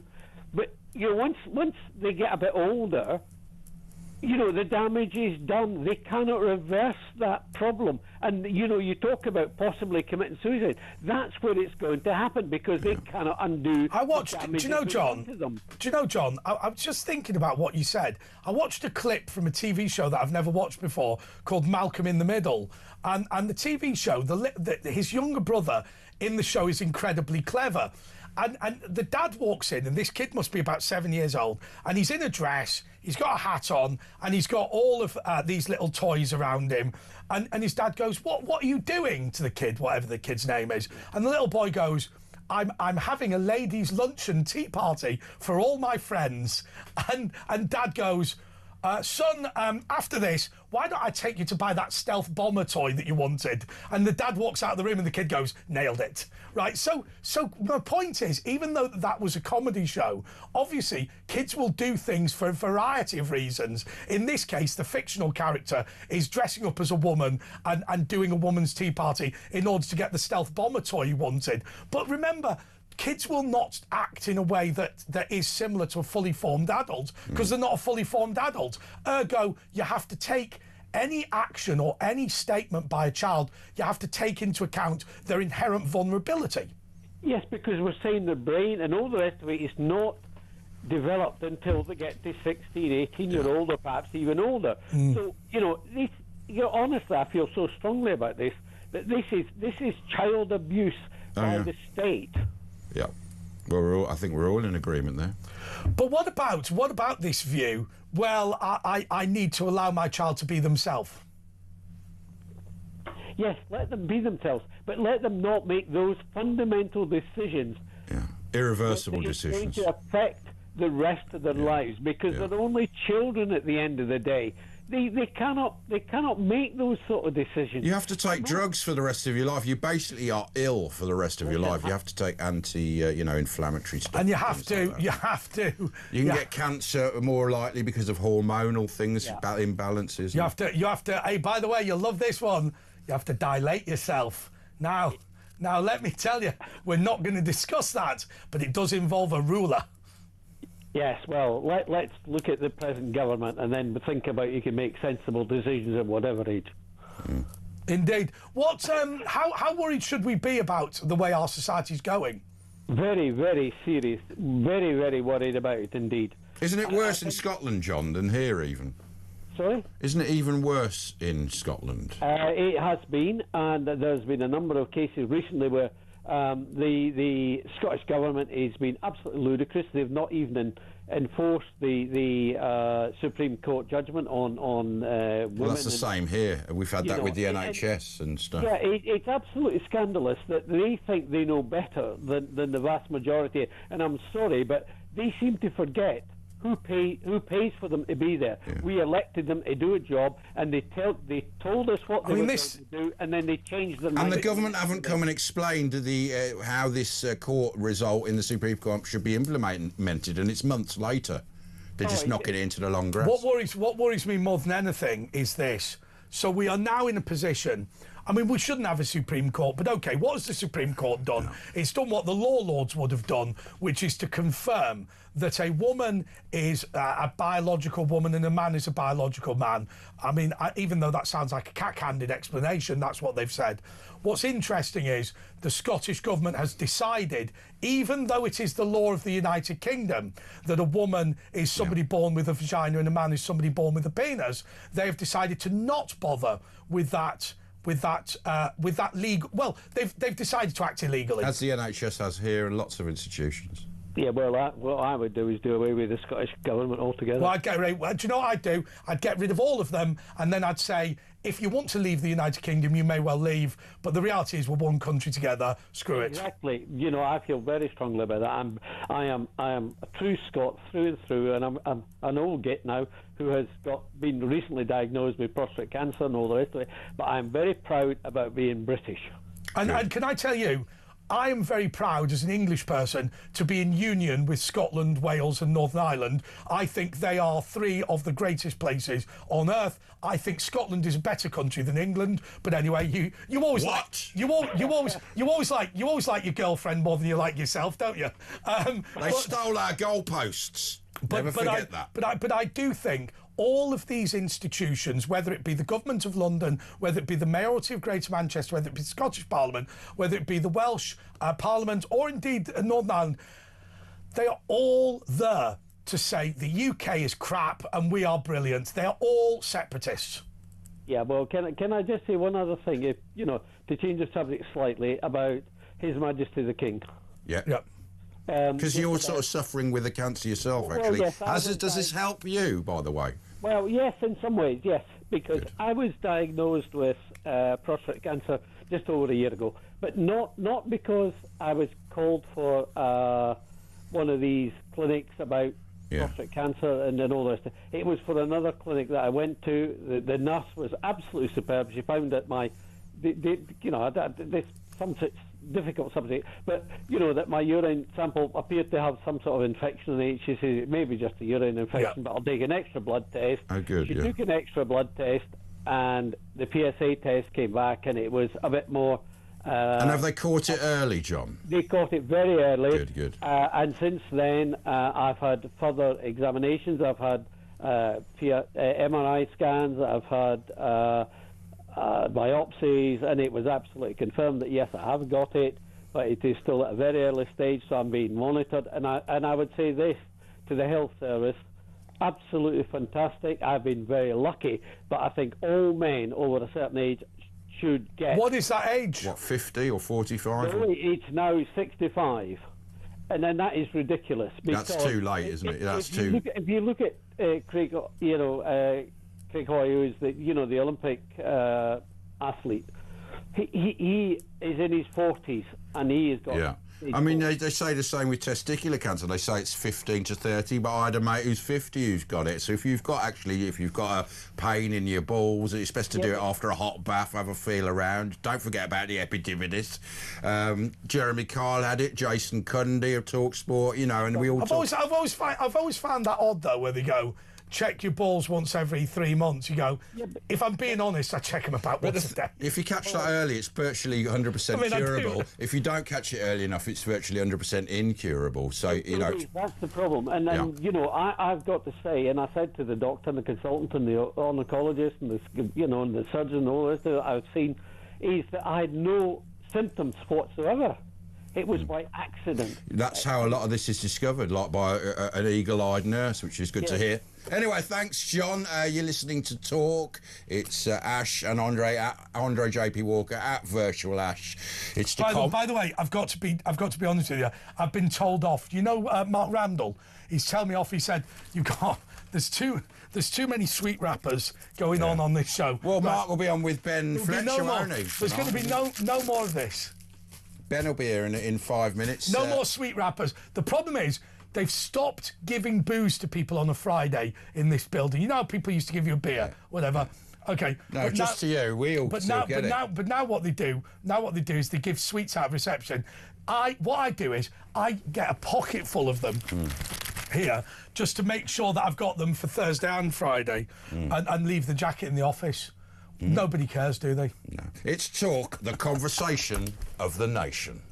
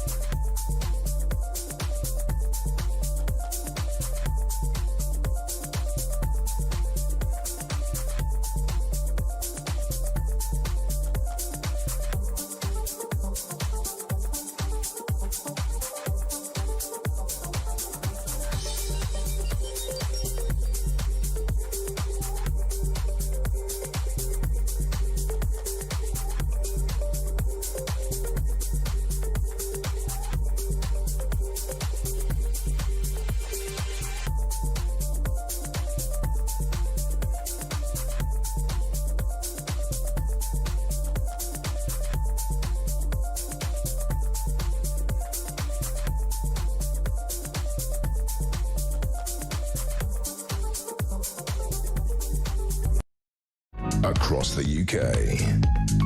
On DAB+. On YouTube. On your mobile. And on your side. This is Talk. This is The Late Show with Andre Walker, Asher Gould, and our guest co-host for the end of the show is Ben Fletcher. He's doing the show after us on Talk Sport. Okay, what we're going to do is Ben has only just run into the studio because, as you know, he does his handover with us. But Ben, this is your first time co-hosting on Talk, and we just made that title up. Well, I don't know. I used to do breakfast updates with Julia Hartley-Brewer back. And we always remember Ben Butterworth. What do you think about the football? Yeah. The look of this rock on his face. Anyway, Ben, your show, apparently you're going to be talking about Christmas number ones Yeah, of we've yesteryear. got author, musician, comedian Mark Burrows coming on the show live a little bit late this morning. Tell us about this book. Chuck says it's fantastic. Yeah, it's not just a list of Christmas number ones. That would be really dull, wouldn't it? He goes into like every single year into what happened. And like Christmas number ones, now obviously in the digital era, you don't really, no one really cares. There's no social trend. Yeah, well, the trend's interestingly, like last year, because streaming now counts, all the classics are basically the top 40 that week. Back in the day, there was a genuine race for it, and there's some great stories. Like there was a year they thought Slade would come back, they didn't. Somebody just pipped them to it, and this is going back to like the era of like vinyl and CDs. Well, there was that. I look like Rocky's coach. Sorry, Don't worry about the cable. There was vinyl is a plastic. These youth. Ask your granddad. Ask your granddad. There was that year when.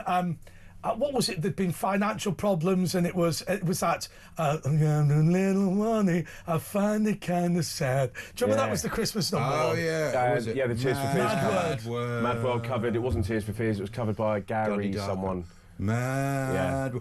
Does the book go into how much? Because I know Nobby Holder. He gets about $500,000 a year. Noddy. And him. Nobby. But also Roy Wood, of course. Yeah. Roy Wood, he makes millions. I wish it could. Write a Christmas banger. Now, never mind being an influencer. Just write, it must be. And with AI now as well, producer Stuart Armour, who's known to have written a few songs via AI. He's a comedian now as well. Here's the most extraordinary, and I don't know if it was Christmas number one, but Stay Another Day by E17. The most amazing story is this. So apparently there was Tony and his brother and Brian in the band. Then the song is about Tony's brother dying of cancer. Which now a few people know. But the best bit is they went, look, two lads doing a duet. It's a bit weird, isn't it? They went, we know some guys off a building site can stand there and do all the dancing and whatever. But that was it. But he said what's amazing about that song is because it has a few bells in it and it comes out at Christmas, but it is about the death of his brother from cancer and about him being on his deathbed. It is, and I think a Christmas number one doesn't necessarily have to be about Christmas. Like we Stay Another Day, it can be something quite well, also the JCB song, the Pogues, and that wasn't a Christmas song. No, it wasn't. But they just because he said Christmas Day in one of the lyrics, but it wasn't a Christmas song. I do take exception to that little bit. So do I, because it came out on. Some people who say Die Hard's not a Christmas film. It obviously is. It wasn't meant to be a Christmas song. No, I'll tell you why. Christmas Eve. It was Christmas Eve. I'll tell you why the Pogues. I'll tell you why the Pogues' Fairy Tale of New York is a Christmas song in my view. It was specifically written as a Christmas song, and the intention was to write something which was like the worst Christmas song you could I thought not happy, not festive, not celebratory. They run away with all the money. Yeah, just you stole my dreams from me and everything else. Absolutely, just Christmas Eve in the drunk tank in New York, like the worst place you could be. And I think actually, in a way, Asher's right. It's not a Christmas song, but yet it's the Christmas song that's not a Christmas song, so it becomes a Christmas song. If that makes sense. Did Paul McCartney ever have one? Didn't he? Pipes of Peace, Wonderful Christmas Time. I don't know if that got to Christmas, but that's the thing. A lot of them didn't get to number one. Yeah, that's right. I mean, Last Christmas famously didn't get to number one until I think 2023. Did the Millennium Prayer get to number one? Oh, almost certainly. Was there comedy ones? Was there any Spitting Image or comedy ones that went to number one? I've had you've caught me off guard a little bit there. I mean, I know there were comedy ones that charted, like Mel and Kim.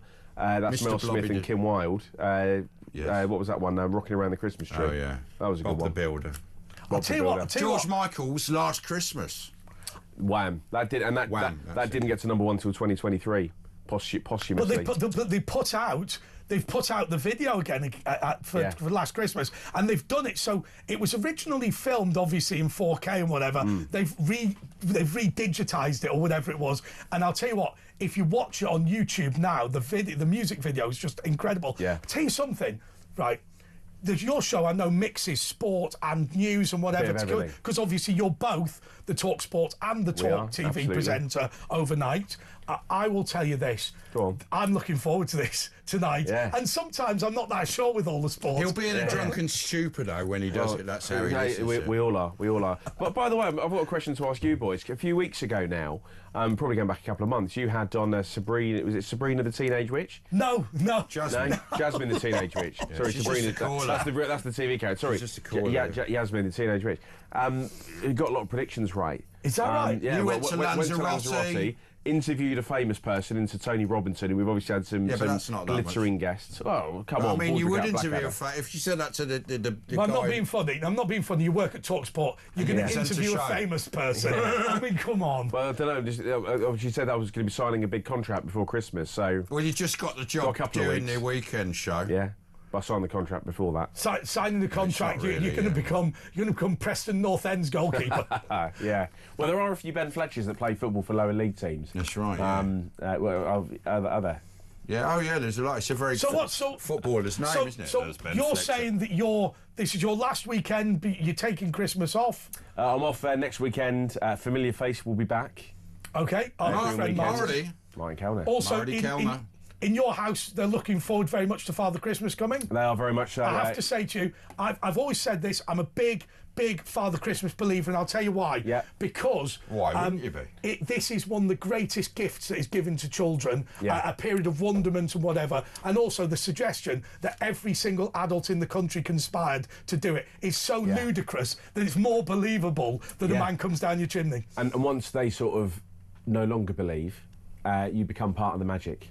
So it's that moment where you're like, right, you are now, you are through the looking glass. Yeah. You are now part of the conspiracy of the lie. Yeah. But yeah, so I look forward to it. But yeah, Mr. Kellner's back next week, which I'm sure will please a few. What else do you do, like sports-wise? Because we can do sport actually better than talk sport when we put our minds to it. We'll be reflecting on that. What about Villa? Amazing, isn't it? Best team in the world, best team I've ever seen. They're in the title race for the Premier League. Absolutely, no doubt about that. I've never seen us so good. Arsenal stacking it, that's always funny. When he says